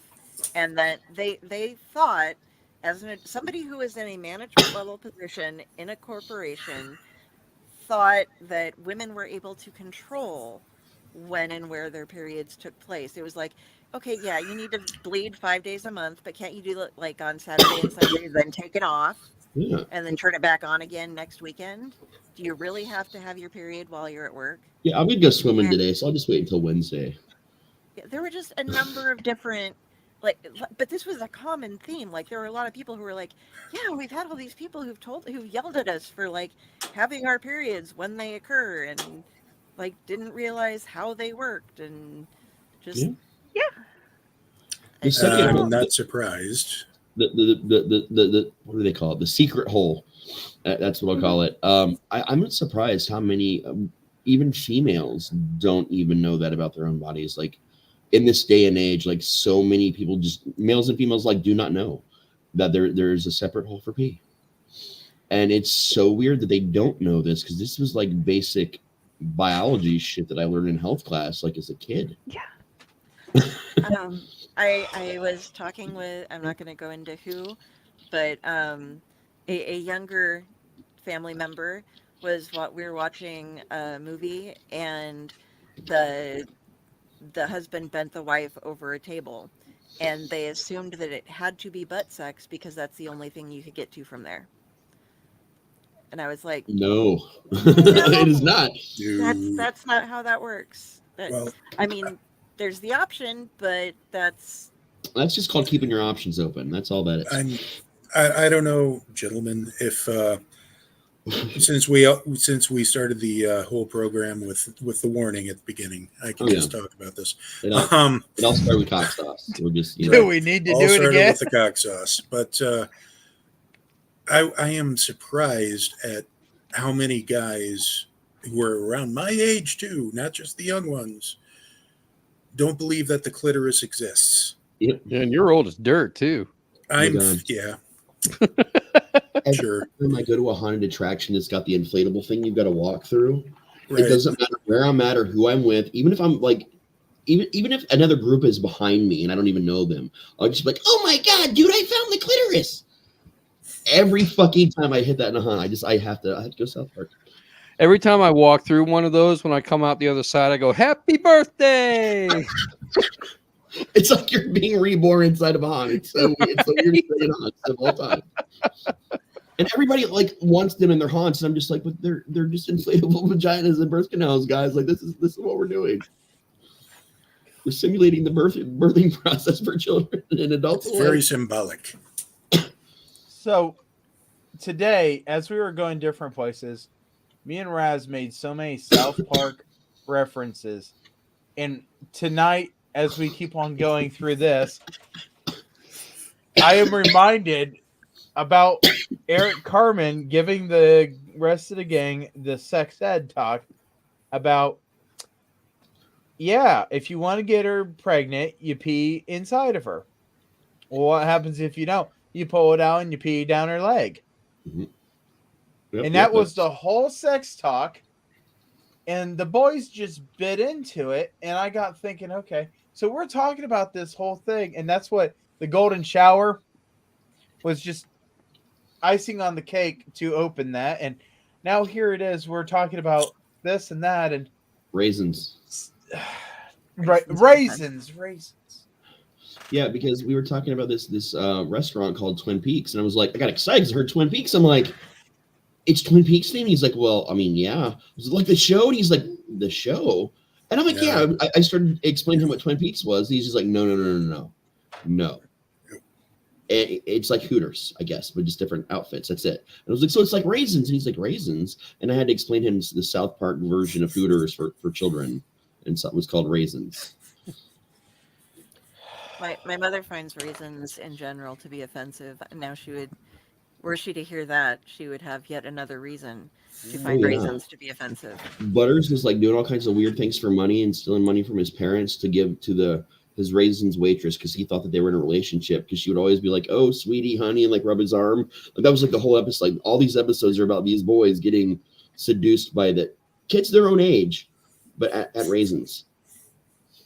So it literally lays out the entire process about what a lot of guys go through at strip clubs and like, Hooters and places like this with waitresses, because they're too dumb to realize that they're just doing their jobs, and that does not mean that they're flirting with you. And the whole episode is meant to literally explain that in the most fucked up way possible so you finally understand it. You gotta start at a young age to figure this out. So we invent a cartoon to explain it to us. Yeah, pretty much. It's also the episode where Stan goes goth. He joins the goth kids and goes goth. And at the end of the episode, fucking stands out there in his goth, hating the world and smoking his cigarette outside of Raisins. And Butters comes out crying and Stan's like, doesn't life suck? Don't you want to be goth? He's like, no, because me being sad means there are moments where I can be good. Plus, goth people are a bunch of pussies. It just walks away and Stan's like, oh my God, it's the wild Drew. The rare release of Drew. I am absolutely amazed because I've seen you, but I've never been on a show with you. So I was starting to believe that you did not exist until I knew about Drew's news. Yeah. You and Jeremy are myths over here. Like, people just don't know that you guys exist. Thank you. The reason, Pyle, you hadn't seen me is because I was doing the John Cena. So, just exactly. You just can't see this. And then when I stop, then they do. He's a stunt double for John Cena in some of his films. It's true. It's true. Fantastic job. Yes. Top billing. We thought the Cena brothers sounded a little too porny. So yeah. Well, you came to the right show because we were just having this whole talk about sexual education and bacon lube and cock sauce, which is a hot sauce, by the way. Dear Raisins. You really stepped in it now, buddy. We've also learned that you. That's a good Brewer spot. And also, just stop breaking your fucking ribs. Stop doing it. Somebody got this time. Okay. Again, Carrie, it was doing that. Carrie, it was doing that thing where I couldn't hear everybody, and then I come back in, and I was like, "Oh, okay." So. Oh, we thought you left because it was like, "Welcome to." It was perfect. Oh no, See that too. So I was like, I'm a dip, but because I'm gonna come back and be like, you asshole. We also, thanks to Jenny, know we're not to use food-based lubricant and we're not to put small animals. Well, you don't want to upset Jenny because then we're gonna lose Jenny, and then Carrie is just gonna self-destruct, and then we're all gonna be doomed because then we've lost the two women who put up with all of our bullshit. Yeah, agreed. And then we all know it's a bunch of men. Here, and then by God, someone's gonna die. Usual party on the dark side. Hold on, we need a logic police moment. Look at this statement. I crashed Mike's car, but it's not my fault that your ribs are broken. But if you crashed the car and you're admitting that you crashed the vehicle, like you did it, that means you also broke your own ribs by crashing the vehicle. Doesn't that not work that way? See, yes. What the hell is that? That is Killer Sofa. What? That was a killer. That looked like some sort of evil cherry. Yes. What the hell alternate universe bullshit is that? Well, you see, if you've kept up with the other shows, specifically the Tomb of the Terrible, you would know that is the Lazy Boy from Killer Sofa. The greatest movie ever made. And that was back when you were still around, Jeremy, like when we did that episode. Did you just call him? It was so long ago. Jeremy, sorry. you got him. You understand. I see you both so rarely that you've become the same person. Like, Curious Crow is judging you now. No, I'm sorry. That's my fault. I'm exhausted and not high enough. That's the problem. I can fix that. I can fix one of those. No, someone hit Jessica. Okay, so I get you though. My shoulder's been all fucked up, and I finally figured out it has to have been from a seizure because my ribs were killing me the other day too, and I didn't fall I haven't fallen on anything since I gave myself the concussion, so it was just seriously straining things. But yeah, laughing sucks when you have cracked ribs. Yeah, so I need to go over something, and I apologize if I might be backtracking.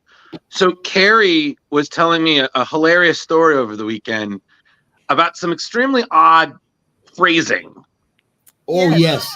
We did a whole segment about weird colloquialisms a little bit ago. Yeah. So I need to just say that why? Not what. Not of a question. It's just what and why, you beautiful bastard. That's just my phrase to just general, because Carrie was saying some of these Nebraskan-y things, and I'm just like, and she can't see me doing it, but I'm like, Carrie, if I tilt my head off anymore, it's gonna fall off. Like, what?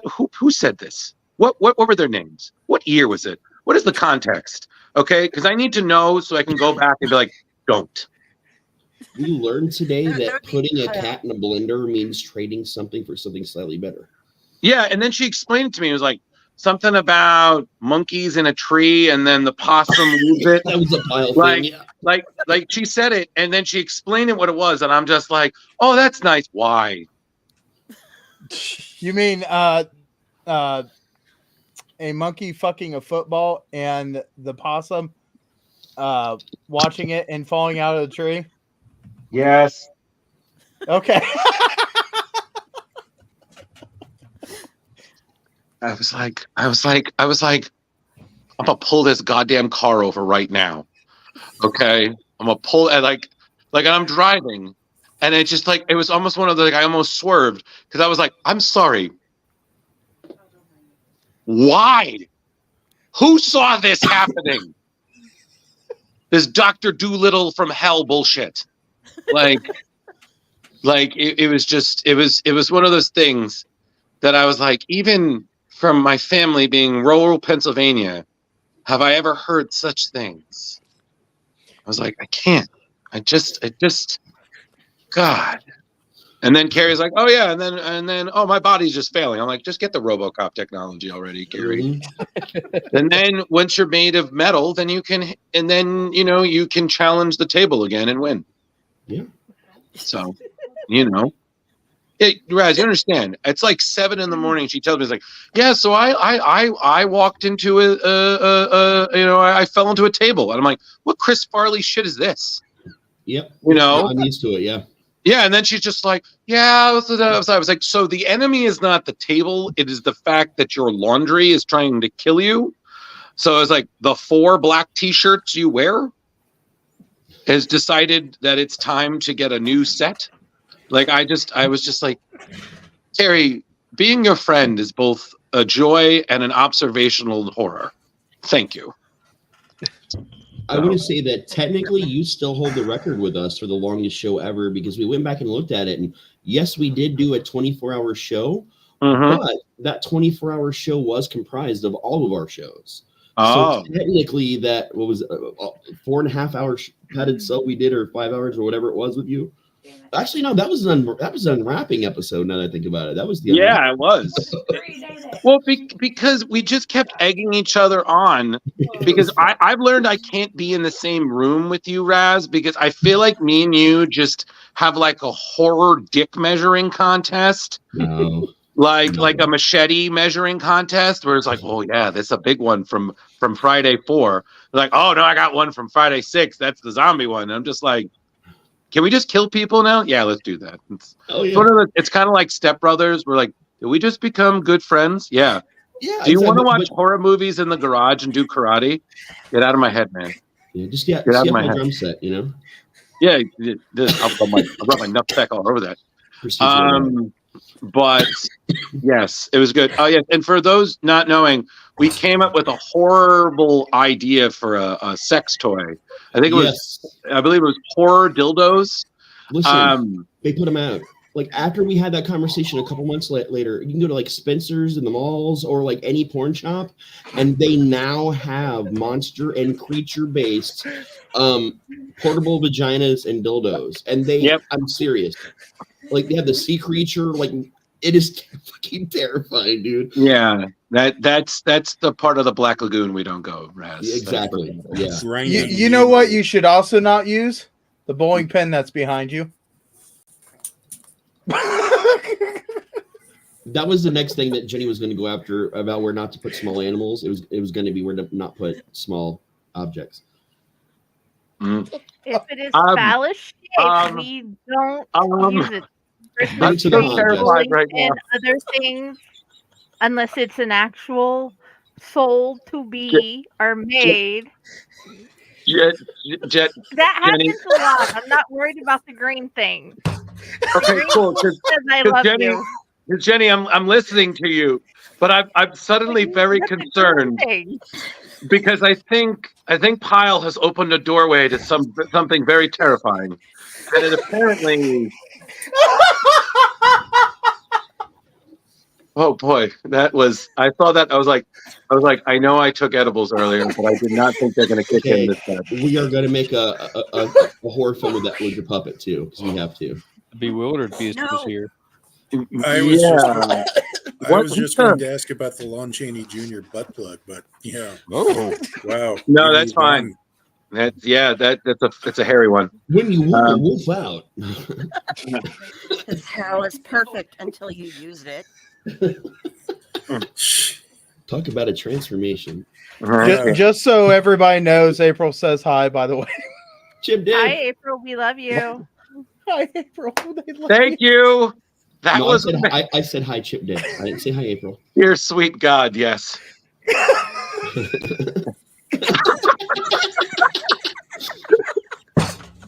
I believe, as the kids would call it, that Muppet's got Riz. Muppet's got Riz. It's got some. If that thing was any more charming, I was like, it's got charisma. Oh.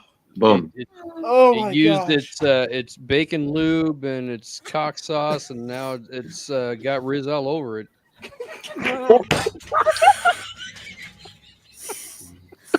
Oh yes.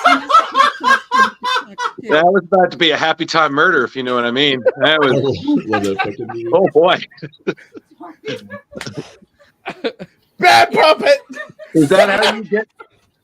Is that how you get down to Sesame Street? Is that what that was? Because that was. That's more Avenue Q. You know what? Get down. Oh boy. Oh man. That is. Oh, it's getting very. Yeah, Pyle. This is why it got fired off of Sesame Street. Yeah, that thing opened its mouth even wider, my man. That's a sandworm from Dune right there. Is that the out rode hard and put away wet that you were talking about earlier, Carrie? That's No. That's more of a write it like you stole it situation. Yeah, that's terrifying. That was so everybody. So you all witnessed that. That happened. Oh, that's been happening a lot tonight. Oh no, that's fine. But this is news to me. So now I'm officially, wow, Carrie. So when we bring this up on the show on Tuesday, when you ask, just say it was fine and we move on. Okay. Okay. Just to be like, how was it? It was fine. Move on. You know, no nightmare puppets from hell. You know. She came down here and she's like, "Don't mind me. Don't mind me." I said, "What are you looking for? Don't mind me." And then all of a sudden the puppet came over and I was like, "What the hell are you doing?" Yes. Yeah, that's fair. So I didn't get to say this before, but everyone who I haven't met, hello. It's nice to hello there. Hi. Greetings. And for everyone I have met, Raz, you can go to hell. Jenny, it's great to see you. And Carrie, hey girl. So, so I just had to address that. So, hey girl. Hey girl. I have a certificate and a T-shirt that proves that for a time I was actually the mayor of hell. Okay, so Raz, to jump on, I just need to say something. I'm really sorry that you had the experience you did, because when Carrie told me everything, and then she's like, "Oh, he's going to be doing like a film about it," I was like, "Oh God." That's just what? I don't know about your. Like, I think she might have been joking. I was too tired of the con thing, where you. Oh yeah, no, it was tough. Yeah, we were talking about that a little bit earlier. It's just 2 major cons changed their dates to the same date as Whorehound, and Whorehound's a fucking institution in the Midwest. Like, you don't fuck with Whorehound, man. Right. And 2 different cons. The whole thing, it was pretty tough. But we refocused to the spirit of Whorehound, and it's all about the people and the vendors that really make the convention what it is. Mm-hmm. So when we decided to go that route, I got a lot more stuff, and I'm still working on the video I'm putting together for it. But nice. I've done these a lot before, the Whorehound ones, and they're, in my opinion, of the best conventions that you can possibly go to. definitely up there. I mean, listen, horror. In my opinion, horror cons are always some of the best. I mean, some of the people there are really great with the fans. They really love the genre. You know, I've had some really solid experiences. I just think that unfortunately, how the cons are sometimes run, as you've seen, that's what really brings down the con, because you've got the bureaucracy, you've got it's overcrowded. I mean, and that's the cool thing about this one is it's not, because you could drive 2 golf carts side by side down the main aisles of this convention. Like this convention is like they space it out nice. Like it's just, but and the bureaucracy. Sadly, there's a lot of that in the convention world, but it's not on their end. There's a lot of jealousy with different horror cons and different places going on, and you know how all that shit is, man. People just it's just funny because the last time I was at a horror con was a Monster Mania, and which I don't know if anybody here has ever been to Monster Mania in New Jersey. Oddly, once. I think it's been quite some time though. Yeah, but their owner loves having it in the lobby of a hotel, and the con has clearly grown past that. He's like, this is where we stay, this is home. I was like, the fire department is being called, there are too many people, it's February, nerds will freeze. They ended up taking a horror hunt to the convention center, which just added a giant chunk on, so like the entire convention center, all its halls and all its rooms get used. The hotel attached to it that's kind of across the street through a walkway, it goes over to there with different like screening rooms for films. It's like it's weird though to see it having grown that to also a hotel lobby to do that. But no, people with horror cons are usually pretty cool. You know, it's usually the horror movie. Like when I went, it was a big deal, so there were a lot of clowns. Yeah. And I was just like, okay, this is fine. This is okay. I was in heaven because Beetlejuice was the big thing at this one. Like there was a lot of Beetlejuice stuff there. I'm like, man, I should have gotten my shit together and went as Beetlejuice, but I didn't. Yeah, Carrie has been explaining to me that you're the hostess with the mostest in your neck of the woods. Yeah, I've even married some people with the costume on. Yeah, that's good. Because what was it? I was always joking with her that's always something I wanted to do. But I was like, I just don't have the patience for all the makeup and things. The voice, I got done. That's pretty easy. I just kind of fell into it accidentally because I was doing this Gravedigger character who just had that vibe. And they're like, we want you to do this. Do you want to sit through the makeup? I'm like, how long is it going to take? Well, we think we can get it down to like an hour or so. I'm like, okay. That's not bad. I mean, I've been in chairs for 7-8 hours for like 20 minutes on screen before. So it's like an hour and I get to do it all night. Okay. And they ended up whittling it down to honestly about 40-45 minutes by pre-making some of the appliances. Well, that was the same way I was when I fell into being able to do Mark Hamill's Joker. Like I was like, until I can do it, and it was funny because I got shit for it by a couple of Joker cosplayers. Because like, we've been doing this for years. You're coming in off the gate and you can do one of the greats. I was like, don't hate the player, hate the circus. I don't know what to tell you, my man. Like, I mean, that is a big deal though. That to be able to like do one of the big voices, it's a big fucking deal, dude. Well, it was just really funny because you know, being able to do impressions, I think it's a real funny thing in the world. But it's funny because you have like everybody here can probably do a decent Christopher Walken, Arnold Schwarzenegger, Matthew McConaughey. You know, the ones that are so basic, no one even thinks about it. Like if you say all right, everyone's gonna know what the fuck you're saying. Right. You know, they won't even notice your stutter. So I'm like, all right, fine, whatever. You know, but when you have like that other one that rent people, the people like, who is that? And that one guy looks at you like, oh man, that's where it is. So I like, yeah, it's always into it like super weird doing voices. I did radio, a lot of radio shows, a lot of different broadcasts from different radio stations I worked for, and then I got hired by Hallmark to voice a talking card. I did the voice of a penguin. And if you can find this card, I will shit myself because I've not even been able to find a copy of it for myself. Okay. Hold on. Raz, I'm sorry. Do you remember the voice? Can you do it? Oh, fuck. Give me a minute. I might be able to. It's been a while. Okay, cool. Because I feel like, I'm not trying to someone else talk. I feel like I need to hear Raz as a penguin. I haven't done this voice in forever. I've only done the voice just for that character. It was so fucking weird. I don't remember it right now, but maybe by the end, before the show's over, I'll cycle back around and I'll remember it. But that was my first paid voiceover gig, was a penguin for a Hallmark card. It was the weirdest fucking thing, because I was doing an interview, or not an interview, an audition for a Zap Brannigan style character for a comedy sci-fi like radio show. And I was doing all this, and I did this voice, and I didn't get the part, but I got offered the Hallmark from like one of the people doing it worked for Hallmark, and they're like, "But you got to can you do a penguin? Because I really want to give you money." And I'm like, "That's not at all what I just did." But sure, yeah, let's do a penguin. You know, you guys got to see Drew in his shorts doing Brannigan. Oh, it's pretty funny. I did it at a con once, and I actually almost got thrown out because I don't know if you guys does anyone here watch Futurama? Yeah. Right. So you guys know that Zap does not wear pants. Not at all. So now naturally dressing is that for the first time. You know, I got this custom uniform from I think like fucking Asia. I got this custom made. It was beautiful, but it took forever, of course.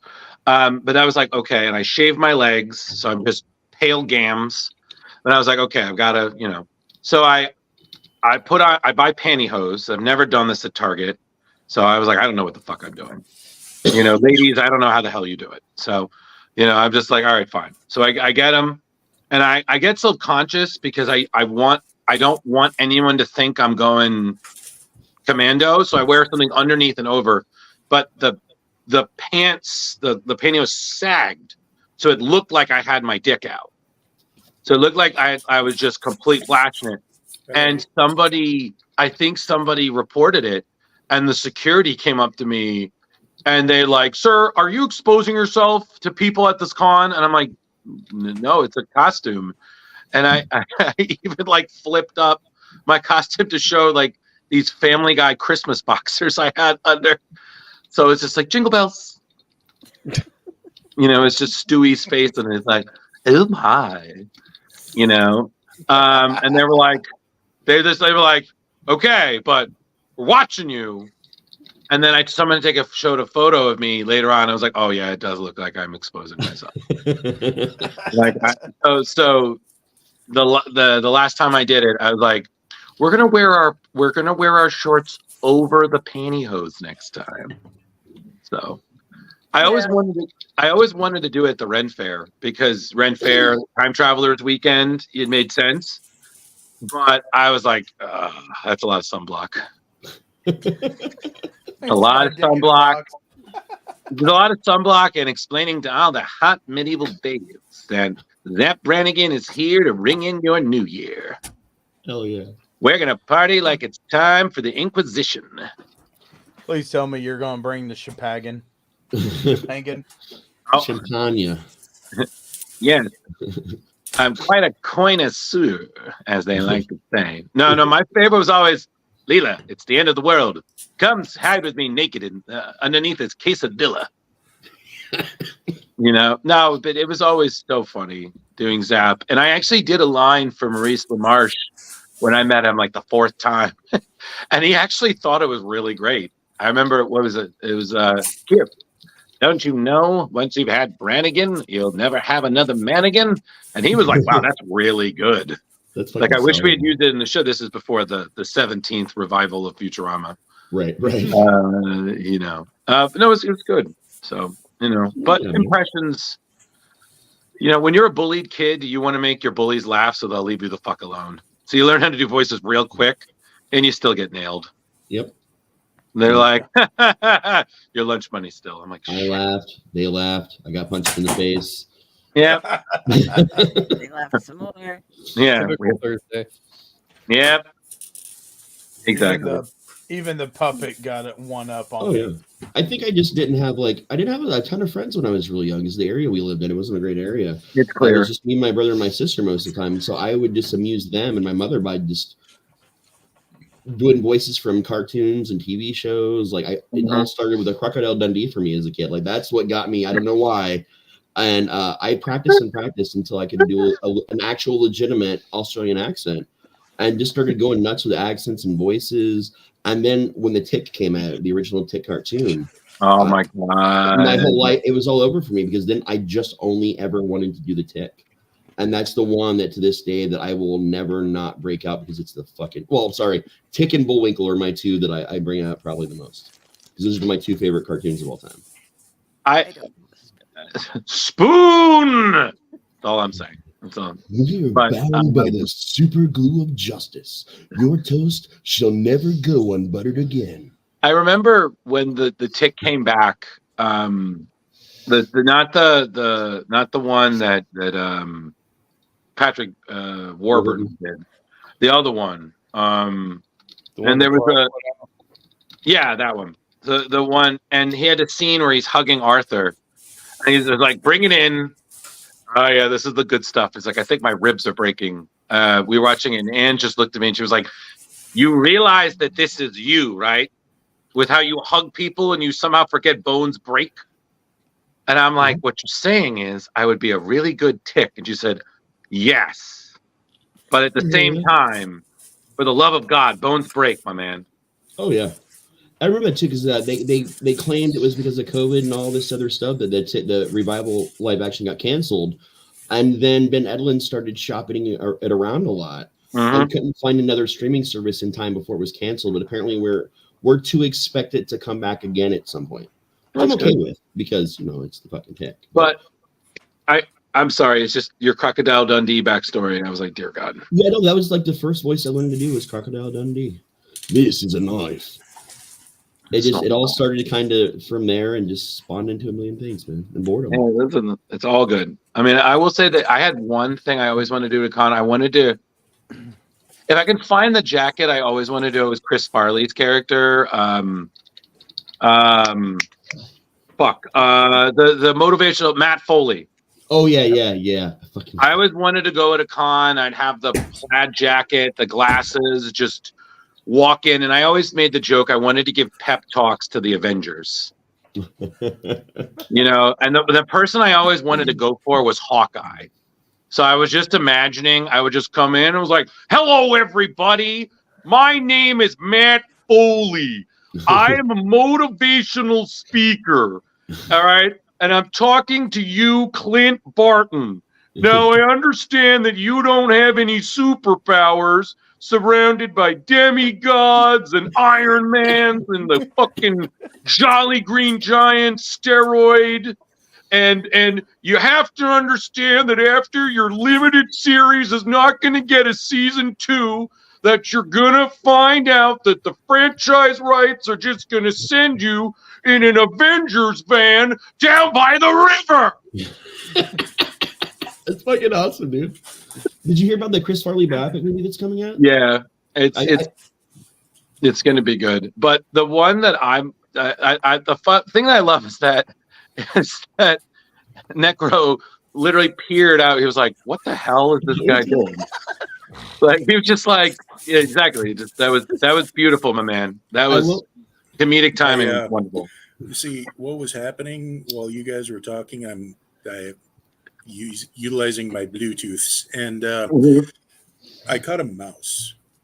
See, I set those really, really sticky things underneath the bed, and I put a couple of Cheerios on there to, sweeten the pot, if you will. And one of them got on, but for some reason, somehow flipped itself over and managed to get out here. Oh no! Before stopping, and so I had to take a shoe and make him less dreadful, I guess. Alive?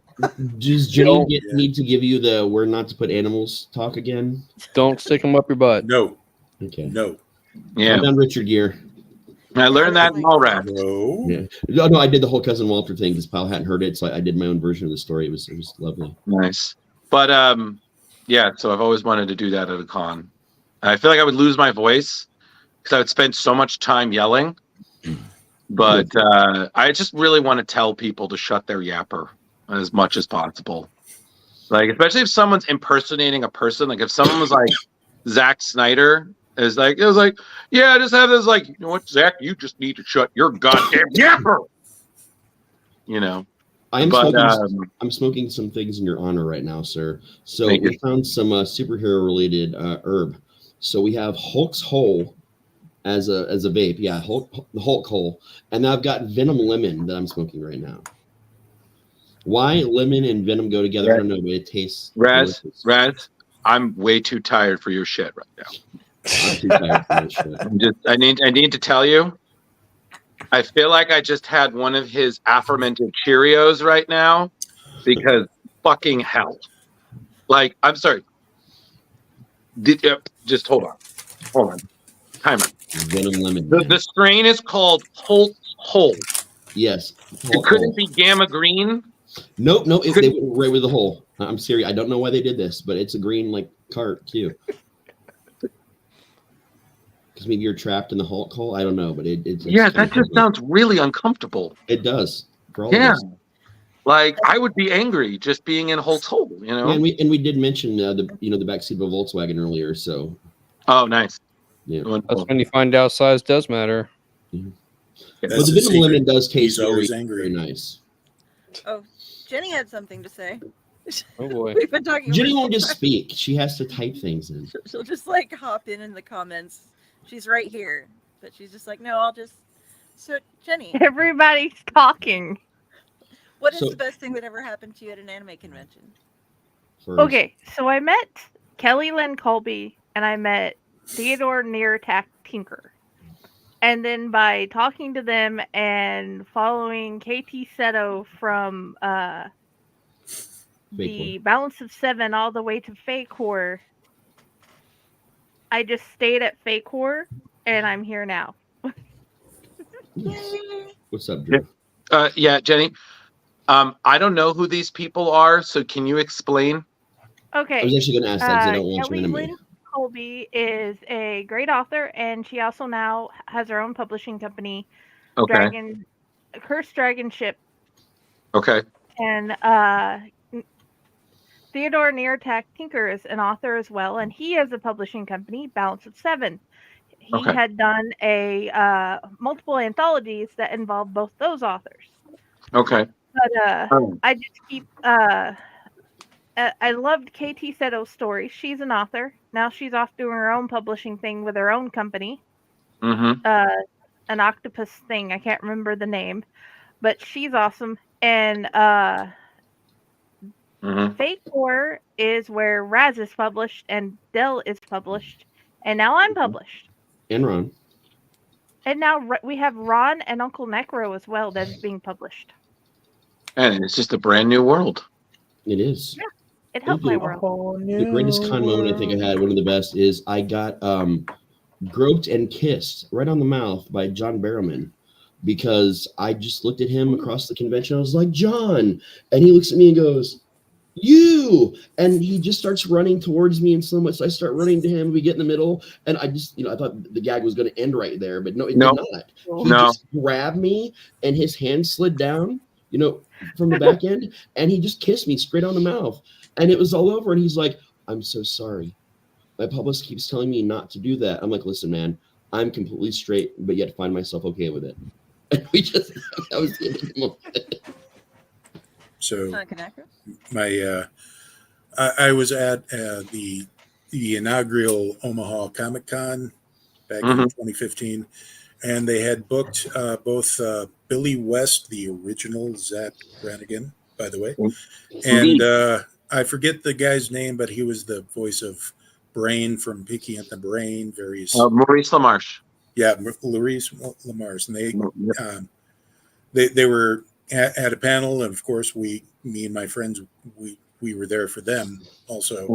But they did a reading from I think it was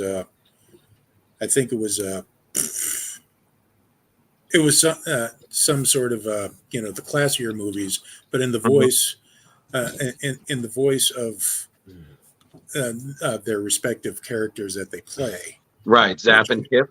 Yeah. Oh my God. So it was fantastic. But also I discovered who the one of the vendors that was there was Atomic Cotton. And it's upstairs right now, and I can't get it right now because I'm in my wheelchair and my leg's off. But one of the T-shirts that I got was a picture of the creature lady from that first video from VHS. Mm-hmm. That says "I like you" on it. She's the harpy face, right? And you can tell the real fans when they get the reference, and they go, "Hey, yeah," and then all the others like, "Where's that from? Why do you like people so much?" No, I don't. I don't. It's like when I had the shirt that was the one of the killer clowns from outer space holding a sign that says "Free hugs." Just that's perfect. Just to mess with people. Now I do want to pop back for a second to check. Is there something Jenny wanted to know more about Hulk's hole? What did you want to know, Jenny? Jenny, don't ask. I want to know what mix of. Does it involve a mix of herbs? Is there a certain type of strain used? So Gamma Kush is one of the cross strains for. See, that's good. Yeah.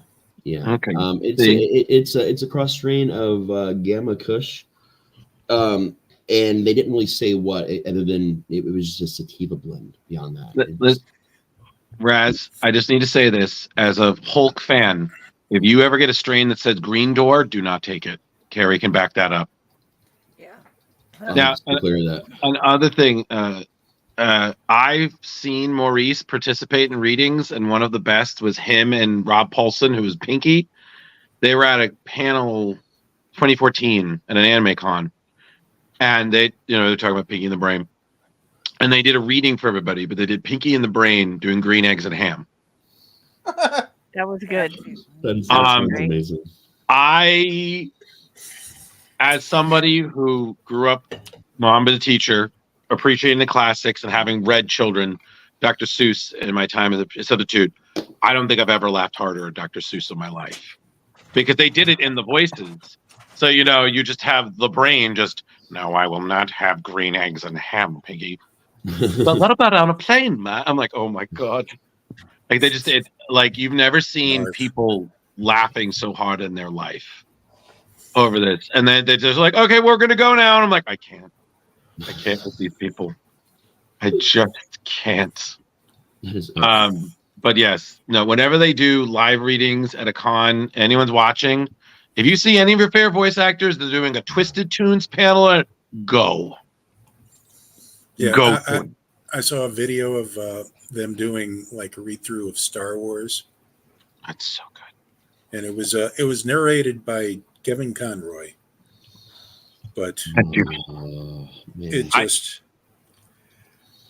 was fantastic. They would switch up. Okay, now you are doing Porky Pig as Ben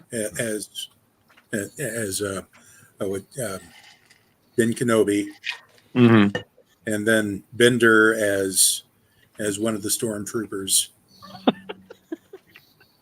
It's great. I was at a con and I was getting this is like back in 2015. 2015 was a golden year for cons. And I was meeting Adam West and Burt Ward, which now that's the better choice. But I was just online doing them. I met the Animaniacs and I met a nice chunk of the Warriors. And I missed the Animaniacs were in a Twisted Tunes panel and they read the Avengers. And I was like, oh my God. And someone I know went, is like, how was it? They said, that was the funniest 45 minutes of my life. Like, I was like, oh, how did I miss this? But I did witness, and Carrie and Jenny, you'll know that this is a big one, that I did witness a Twisted Tunes reading of Ghostbusters. And you have not lived until you've seen Maurice and Bill Farmer, who everyone, if you don't know Bill Farmer, he's the voice of Goofy. So it's Bill Farmer and Maurice doing the possession scene in Ghostbusters, but Dana is voiced by William Shatner, and Peter is Christopher Lloyd for Back to the Future. So you never laughed more than I want you. God. No, hold on. Hold on. I can do this because I practiced this. It's like, I want you inside me. You know, and then you have Bill Farmer's Christopher Lloyd like, well, it's more of a guideline than a rule. You know, I was like, I'm dying. I was just like, I can't. Like, and they did every time it was a different voice, and you're just like, I can't. It can't right now. Like, this is just breaking. This is wrinkling my brain. And I'm like sitting front row, and I'm dying, and I'm front row, and I'm dressed as a Ghostbuster, and I'm just like, you're doing great. Get to the ending. I want to see who's going to say the line. It was amazing. So my point being is, kids, if you get a chance to see these panels, I don't care what, unless it's really important, go and just laugh because they love it. So that's my 2 cents, kids. Don't miss out. You can wait, eat the food after the con. Just drink water. Or in Carrie and Raz's case, or go out and smoke a cigarette. Carrie, you son of a bitch. I didn't know if you had it or not. Man. Found it. Yes, thank you. If you ever need to reach Mr. Drew here on Instagram. There You know, the thing that you still can't get access to, Carrie? that's why we have our lovely Gal Friday here. You know, she handles that. Oh, I found you. I've shared you. No, that I don't like where I don't like where that's going. No, seriously, I find you a really cool person, and I want others to know how cool you are. I appreciate that. But I share like episodes and stuff on various pages and Instagram and other places. So it's always so weird because I share that to my friends, and they're like, "Oh, your show's really good. You're very funny." I'm like, "Why are you realizing this now?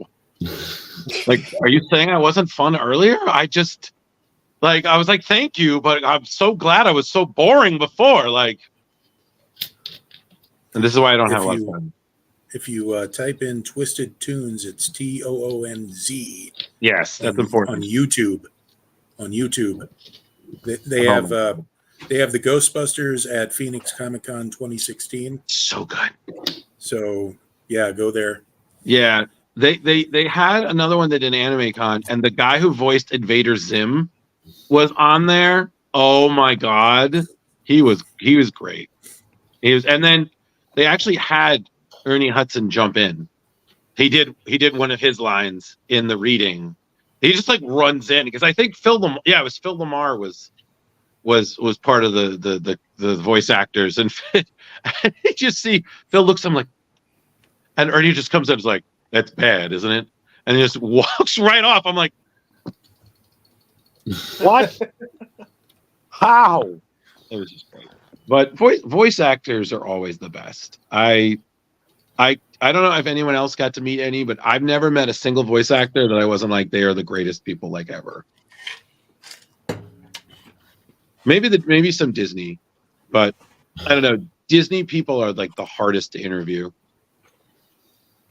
Raz, you know this because they're all under contract, so they can't do interviews. Nope, can't say a damn thing.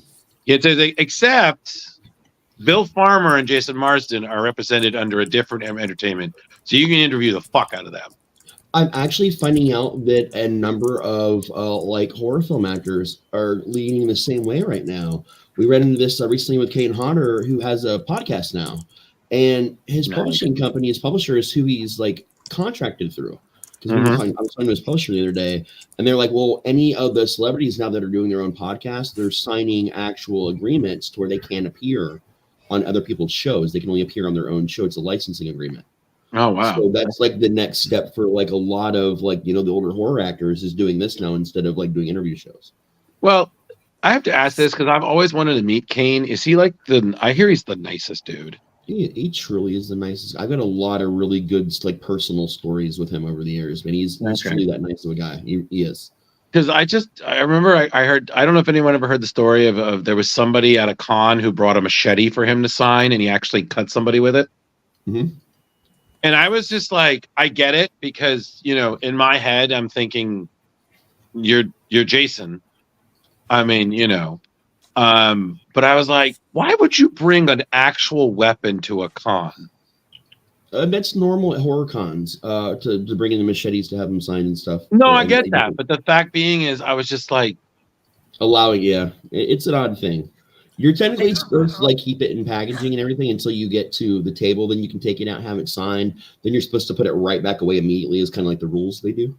Yeah, but there's a lot of them, and weird situations happen because people will whip out, look what I got, like right in the middle. It's growing up on a farm.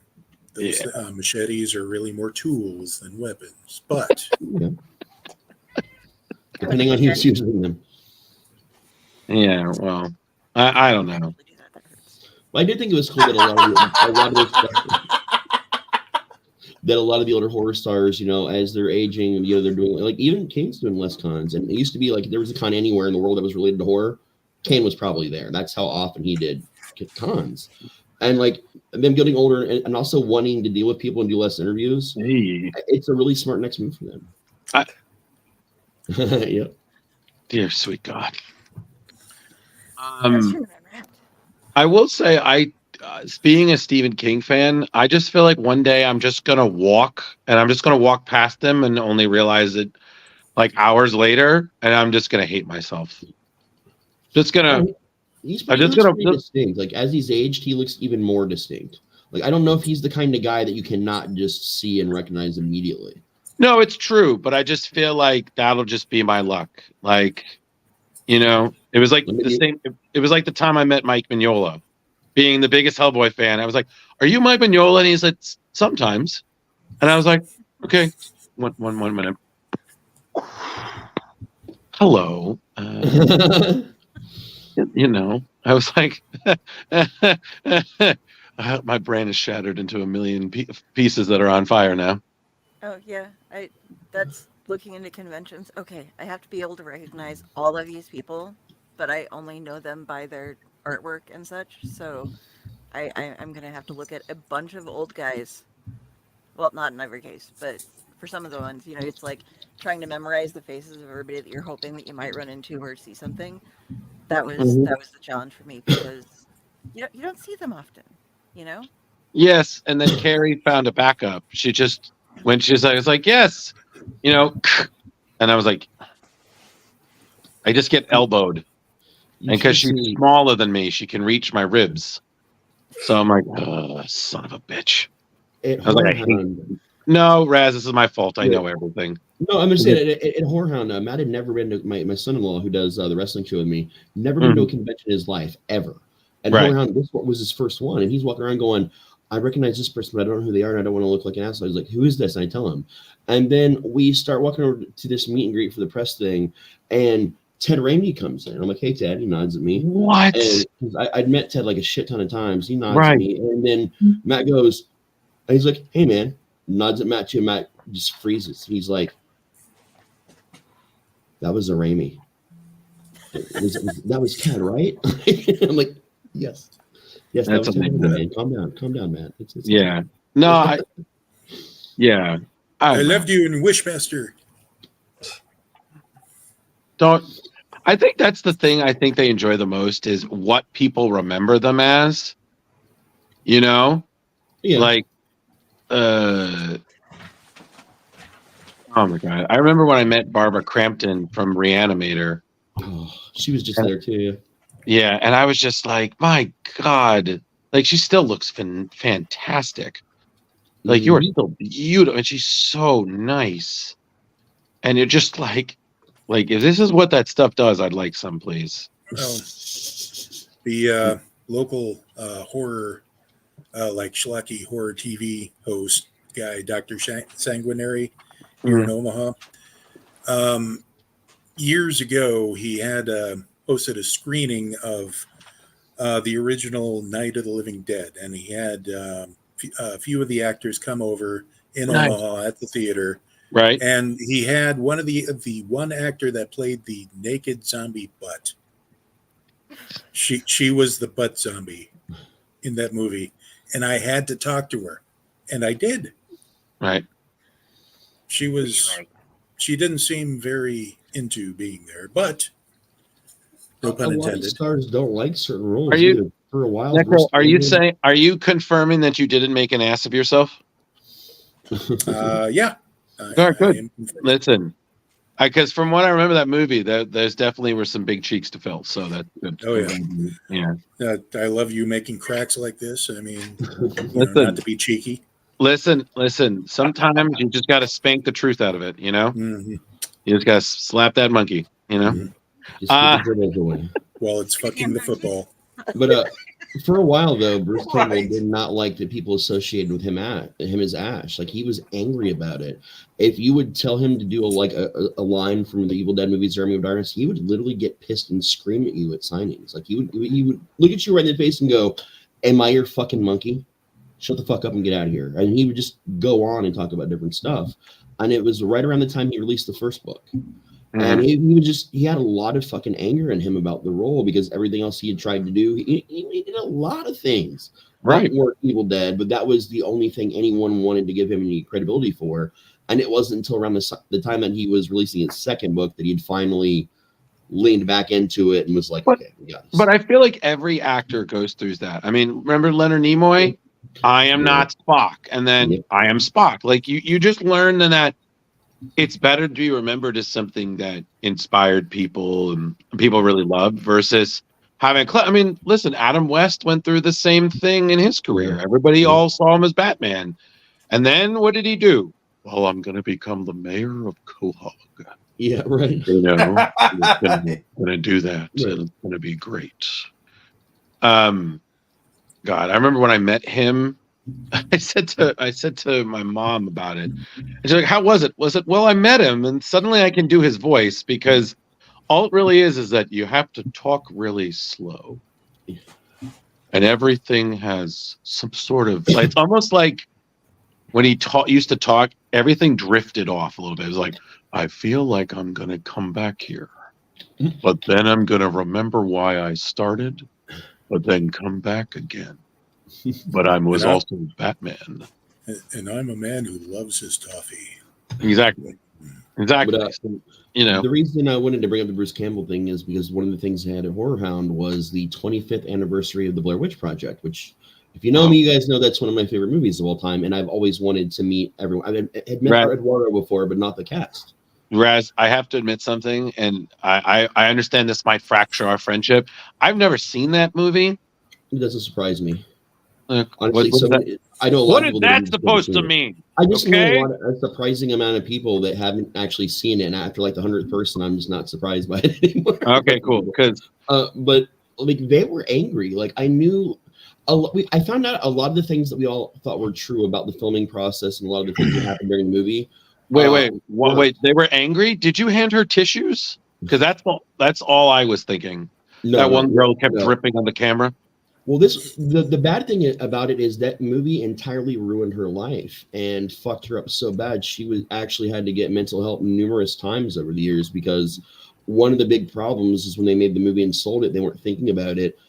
They all used their real names. So the studio actually legitimately owned their names and their identities, the way they dressed, everything. We got some people taking off here, guys. Okay. Nice meeting you. It's midnight. I'm gonna head out. I gotta be up for work in the morning. All right. Bye, Ron. Bye, Ron. Bye, Ron. Bye, Ron. Bye, Ron.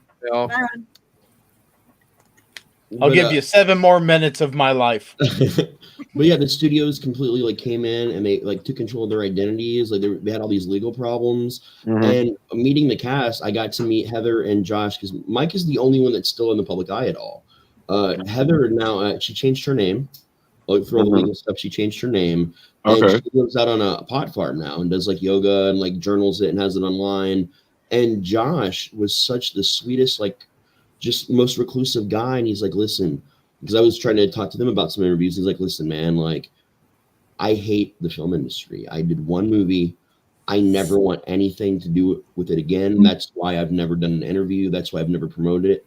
And to be honest with you, I just like being a dad and working with wood, and that's my life now. And I was like, I would love to talk to you about being a dad and, you know, woodworking. If you ever want to come talk to me about that, we won't fucking mention Blair Witch at all. And he thought that was like the kindest thing that I would like just be like, hey, I love the movie, but I respect you, and I'm not going to go into that.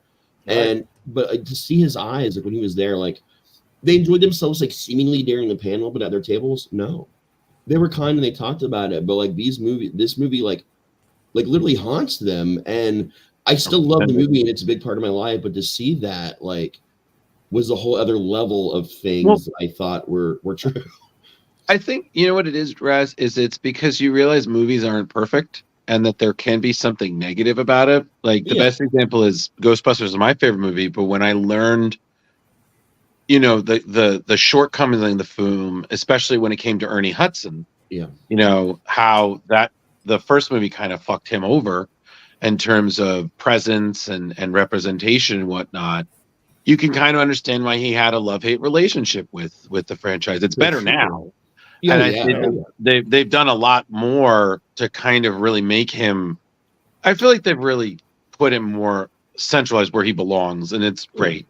I mean, you hear a lot about stories though about film even before that. Yeah, it's like, but it's like you said. I'm sorry to interrupt you guys, but just to finish the point, is just you kind of have to understand that films aren't perfect and that they can be negative, but like you said, it doesn't take away, but it's just you have a better understanding of it. You've seen the other side, so I mean, having worked in film a lot myself, I mean, I've experienced that a lot, but I don't know why it hit me with this, because when I was growing up, Psycho was one of my favorite movies, and I know what Hitchcock did to Janet Leigh. I know the terrible shit that he did. I loved Kubrick, even after I found out what he did to Shelley Duvall. I still love you for the longest time, but it's like terrible fucking things happen to people sometimes.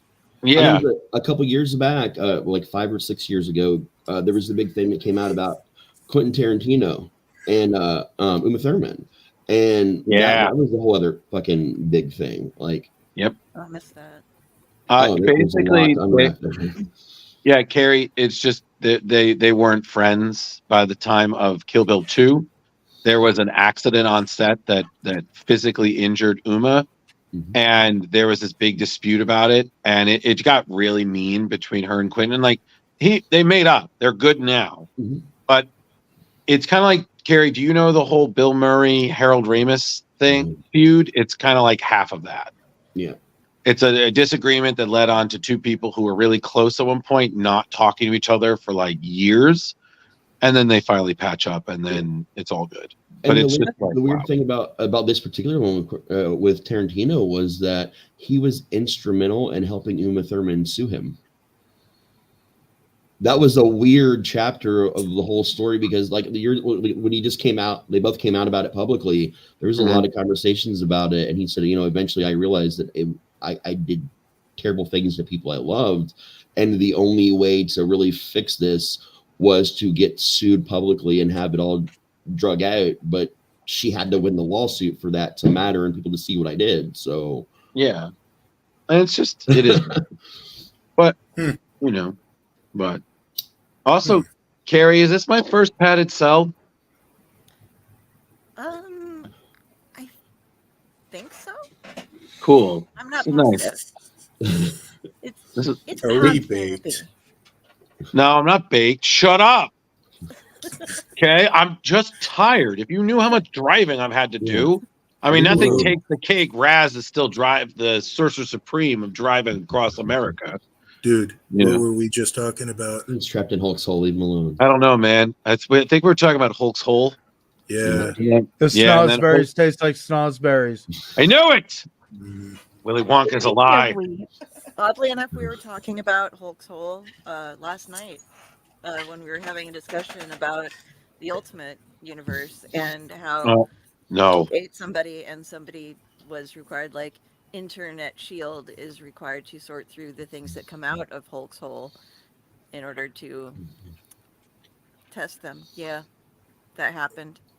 Yeah, thank you, Ultimate Universe. Has anybody squatted on hulkshole.com? Get on it, man. I think you can make some money there. Hey, Pyle, I'm going to do something for you that's going to make you really official. Do yourself a favor. Get out. That's his It's whole midnight. thing. Is it midnight? Yeah, it's 1 Oh. minute till. All right, guys. Well, Drew, it's been an honor for me to actually be in a show with you. Yeah, And you're always thank welcome. you guys for all having fun. And sorry you guys didn't get to see the monster on my side. That I got a feeling it's going to come back. So No, put your pants back on. It always does. Hey, leave the cock sauce alone. Hey, good night. Goodbye, guys. See you later, bud. Bye, Bob. Bye. Love you. Jenny did actually, for real, want to talk about something this time. I just noticed that she had an exclamation mark in there about weed. I had a What? question. I have noticed other people I like to follow to learn things about weed have been adding different herbs and stuff. My question is it something you have done? And do you have a favorite? You mentioned the lavender thing actually during the D&D game, and that is something I've tried before. Lavender and weed, they go okay together, but to me, there's the aftertaste of the lavender that kind of gets onto the weed a little bit, and it's a little bit of a funky, like aromatic aftertaste. It starts as pleasant and becomes not as pleasant. St. John's wort is actually a pretty decent one to mix with weed. It's got a similar earthy taste. It also helps with other, medical issues to a degree, but the taste is pretty nice with it.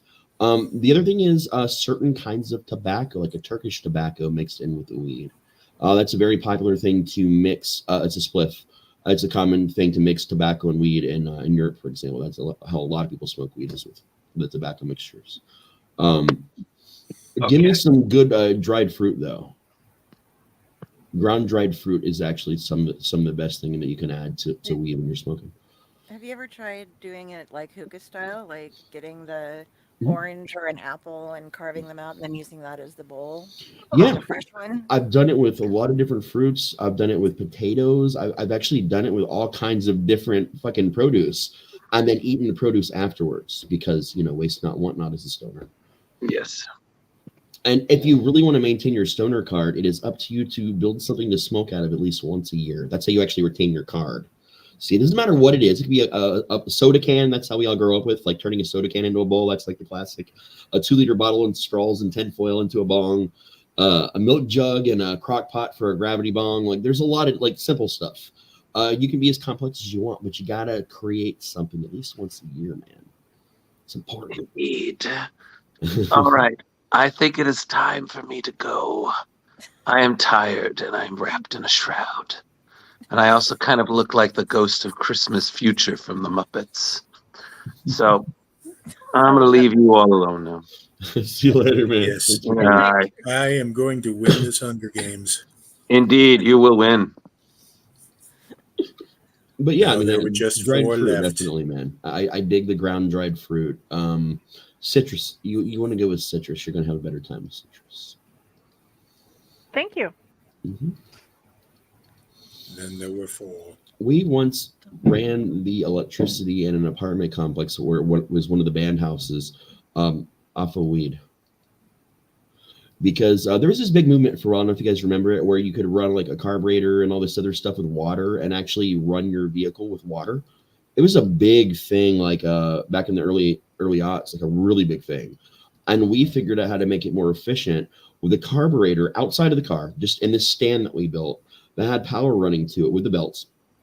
And the fuel we used was a biofuel that we made out of weed. So literally we would take all the weed out of bowls. If we decarved weed to make like cook with, we would take the leftover and everything and actually turn the plant, not the THC, but the plant itself, into biodiesel. So you can do some really cool shit with weed, man. You can So cool.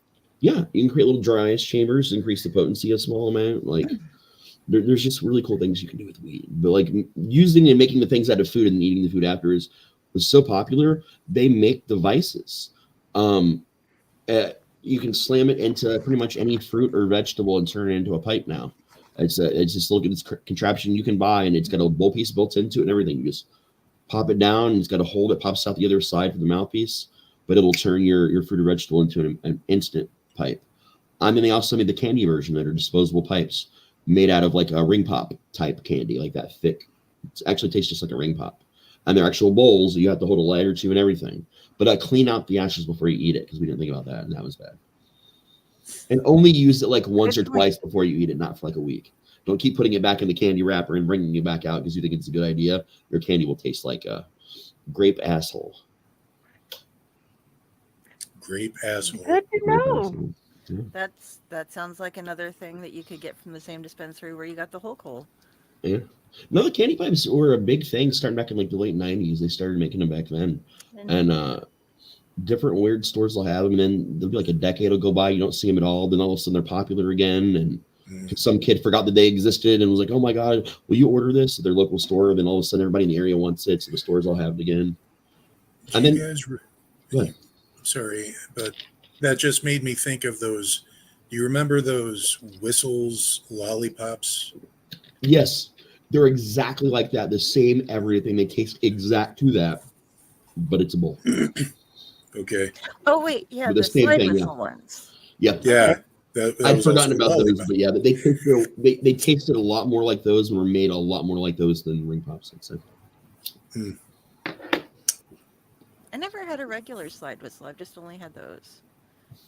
So I pictured this: would Dell accept a crow at some point in her lifetime? I could do that. That just reminds me. Like when we first started the network, I bought a pipe, and I just found it the other day. I'll have to bring it out again. It's a long wooden pipe that I used to use all the time at the beginning of the show. Merlin pipe. Yeah. Yeah, I'm gonna take a choke off the Merlin pipe before I tell this story. Yeah. We have to take a 2-minute break before Raz can quit coughing to tell this story. Yeah. Next time, I'll bring that out on the next LA Society, but I'll smoke before. Like I'll smoke a little bit before I tell the story. Like long before it's my turn. Yes, the coughing from the Merlin pipe was epic. But Those were some good clouds, man. So, just to bring everybody down here, past month or so, my depression has really hit some record lows. I've been spending a lot more time just sleeping more than being awake, which tends to, it sounds great, but after a while, your brain just goes, really, we're asleep again? And it hits that ceiling, kind of.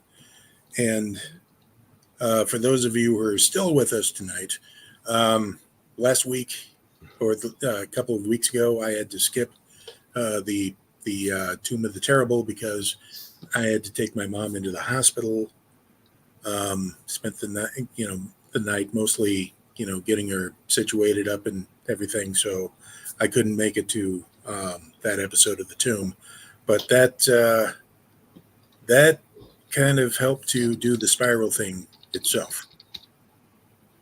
And it's been a while since we've had this padded cell, and it does help quite a bit, especially when we're talking about cock sauce and Hulk's hole and everything.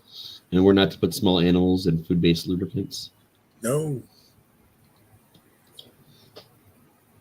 yes, random conversation can be quite helpful. Right. Getting off the track of things. Yeah, got my little lambs can bite me because I've been angry and sore and tired lately as well. Mm-hmm. We all have different levels of things going on, but they're still, affecting us all. And yeah, we were doing padded cells quite a bit, and I admit I'm one of the people who is like, I think we're relying too much on padded cells, but now we've gotten to where we're doing so many shows a week that we don't have time for a dedicated padded cell so much. So we need to make sure that we're getting them in there when we need them, and we need each other, man. picking our days off. Yeah. I feel like I should read a poem. I did not write this poem. Just in honor of today. The poem is entitled Camel Holocaust. Okay. Hold on a minute. I have to hit a button. Don't close that. Are we going to be okay with copyright? Oh yeah. That's it. This is just a snippet anyway. It's not, and it's from a book, so Okay. it's a fictional thing. My melon soul, crushed by your Gallagher of apathy. There's a wolf behind you. No, wait, it's just a dog. Hair, hair, hair, hair. My hat smells like lubricant. I don't want to touch it. No, wait, it's just a dog. And it's not a hat. And it isn't mine. Camel Holocaust. Dog welder. It's actually a song, not a poem. I just wanted to introduce it as a special poem. It was from John Dies at the End, the book series, plus also the movie. And the band that did it was a fictional band from the book called Three Armed Sally. But the actual band that did it for the soundtrack is getting really popular again. So Jason Peregrine has been bringing out the song like to everybody the last couple of weeks, and like apparently they did a lot of other songs now since then as well. They've been promoting it. Nice. This kind of sounds like something that King Missile would do. No, it really does, actually. Have you ever read the John Dies at the End books? I've been meaning to. Oh, move them up, man. That Definitely. I will. Every time a new one comes out, I start the series over. There's 4 now. And he dropped a little bit of a hint about a part 5. And it's so weird, too, because when he started the whole thing, it was a blog that he only updated around like Halloween or just weird random times. And people loved it so much, they started printing it out themselves and binding it and like finding him places and having him sign it. And he was like, the fuck, this isn't a book, dude. This is just some silly fucking thing I came up with on Halloween one year and just do. And it got so popular that he got offers and turned it into a book. And within like a couple years of it becoming a book, got a movie deal. I still remember it being something he mentioned that he was working on when he was writing for Cracked Magazine. Yep. Or Cracked Before he Online. Cracked. Yeah. Before that was before he became the editor, when he was just writing. Yeah. Yeah. Yep. And it was all that blog. He just kept updating and updating and updating. And for the longest time, he did the whole blog and everything in character. And then it wasn't until just like, I want to say like 3 or 4 years ago, where he finally started going by his actual real name as a writer for the John Dies at the End books. Because he went by David Wong, which is the main character's name, one of the main characters. So the books were all written by David Wong, but he, when he put out 3, he went and started to change things. But by 4, even new printings, all his old books got switched over to his real name. Very cool. But see it and read it. The movie actually has a lot of royalty in it. Don Cascarelli himself made the fucking movie. Angus Scrimm, the tall man, has a part in this movie. Mr. Clancy Brown, one of my personal favorite actors ever, has one of the main characters also in the movie. Even Paul Giamatti's in the movie as also an important character. Very nice. It's an all-star cast. Movie is nothing compared to the books, obviously, but it's good. It's still good. I'm still reading another recommendation of yours, the James Potter books. Yeah, those were great, man. Those were a fun little follow-up to Harry Potter. I actually like them more than what they did with Cursed Child. Yeah, I haven't read that yet, and I just don't plan on it. My I've advice, don't. My advice: enjoy the James Potter series because it actually feels like a natural conclusion to Harry Potter, and it's 10 times better than anything she did with James and Cursed Child. 10 times fucking better. The one thing that I want to say, and I read like the prologues and stuff and some of the afterwards on the first ones. I'm on book 4 right now. Nice. He doesn't credit Terry Pratchett really, but he has a lot of Discworld elements that he pulls into it. I knew you would like that about him. That's why I've been recommended to you so hard. Not just because you like Harry Potter, but because of this guy's writing style. Like, it's solid the way he writes, man.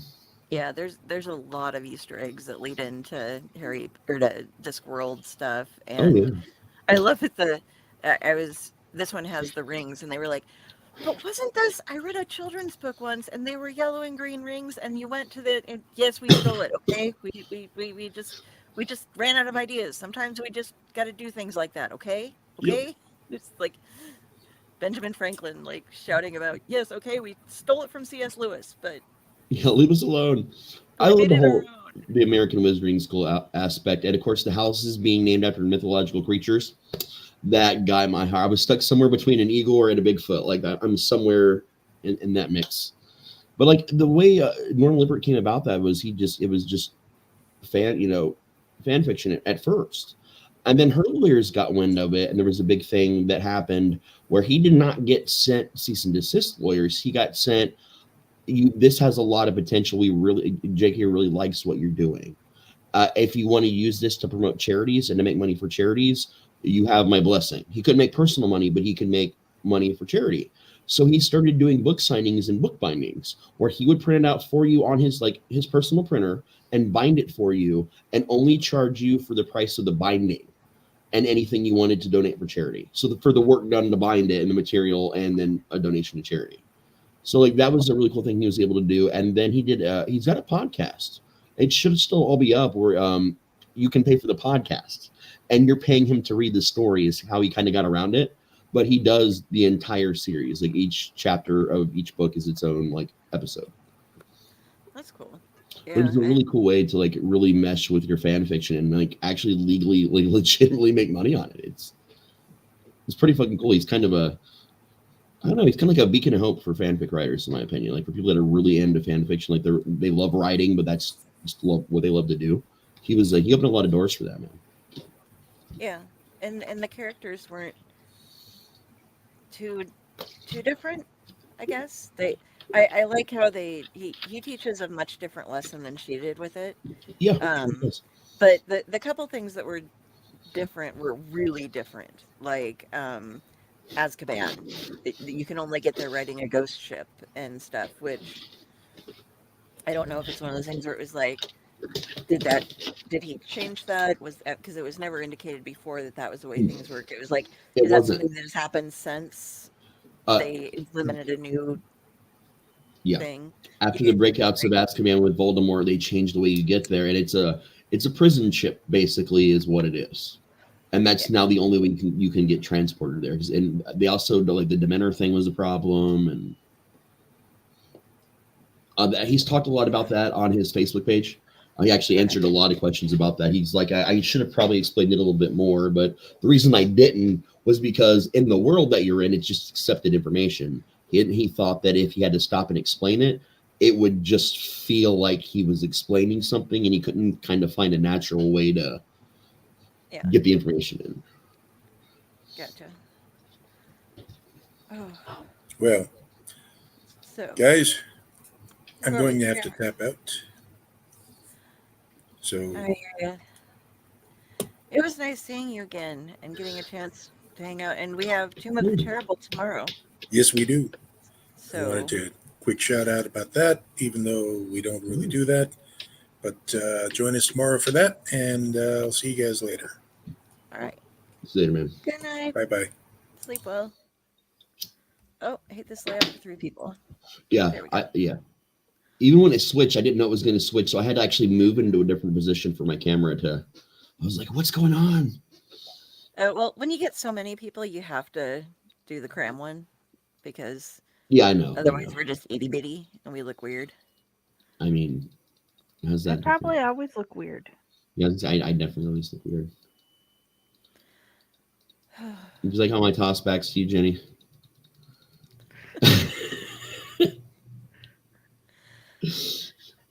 All right, so I feel like Jenny taught us some very important lessons that people should listen to, and we need to make some clips of just her sexual education courses. I didn't expect to have to give some. So. Hey, sometimes things just happen. You know. You did point out an important date to us in messages earlier today. Do you want to talk about that? June 11th is the first podcast. June 11th, 2023 is the first time we podcasted as the Owlite channel. And that is our official podcast anniversary. That's 2 months. Wow. We shall have to do something special then. Yeah. Like I saw that today. Like I keep forgetting. Like first I think it's been like 6 months, and like 12. Like then it's been 11 months, but no, it's only been 7. And like then sometimes it feels like we've been doing this for years, like in a good way though, not a oh my god, it's been forever kind of way, but like in a good way. June 11th is a Tuesday. Yeah, that's. I remember. For me. No, yeah. We'll figure something out. We could do something that weekend beforehand. Maybe do a big celebration. We'll figure that out off the air. Yeah. We don't need to have people who are watching be like, "Oh, let's watch them talk business." It's Exciting. business stuff. I remember June 10th. What June 10th was like. I'll tell you that though. That was June 10th was a crazy night. That was the night when we figured out what we were going to be our own network and did it in 24 fucking hours between two people. And then there was 3 people with Jenny, and then there was 4 with James, and then we had Jeremy, and then things have gone through a lot, man. But we'll definitely take a lot of walks down memory lane. I think I still have a lot of old ads. I have lots of random shit on here. Oh yeah. How about TCIS ad we played was one of our first ads. In the same week, I made every ad in that ad, and then made that ad. That was our original lineup of shows. That's originally just what we had when we first started. It was just those shows. And now we're up to what we decided the other day. It was 13 or 14, something like that, depending on what counted as a show and what didn't. Yeah, because Elliott Radio, because Unwrapped, there's other stuff. Yeah, there's a lot. Or what's seasonal? Like there's some shows you guys haven't even seen on this network that we've had that we just haven't brought over, and we have a lot of shows. Yeah. Okay, so do you think we should? We've cleared everybody else out for the night. We're gone over 3 hours. Should we let our folks go? And I'm good with anything you'd like to do, man. We can probably hang out and bullshit amongst ourselves after. Yeah. Yeah. Yeah. Yeah. All right. Well, we love you guys. Like for real. Like we don't talk about the mental health aspect in every show. We did a little bit today. Mostly we talked about a lot of other things. But if you guys do need anything, just know that you can reach out to us. We have a number. I think it's a text thing now. Is that what we realized the other day? Do we want to put that Hold up? on, I will find it in a second. We tried to at least put it up once during Padded Cell. We didn't even do the second commercial break either. Well, we usually don't do them during these, but I just forgot. Yeah. That's always like, why? Like okay. Because I don't remember. It's okay. I've been sleeping a lot too, or trying to. Yeah. I haven't been eating. That's been the problem.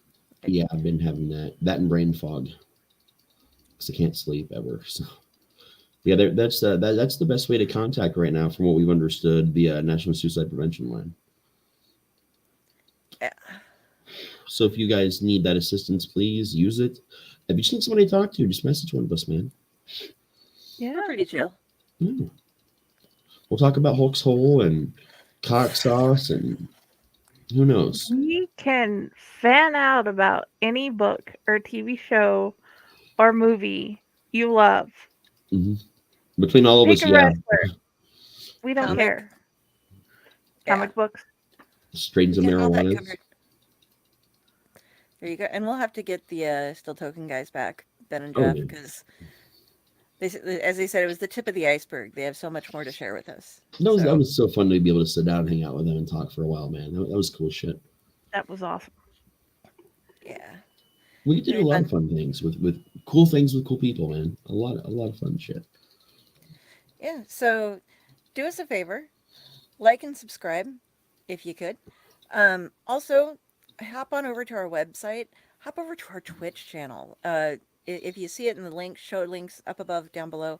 We need I think 20 more people to follow us on Twitch, and then we can start getting the things where you get viewership points that accumulate just while you're there, and then they can be used for things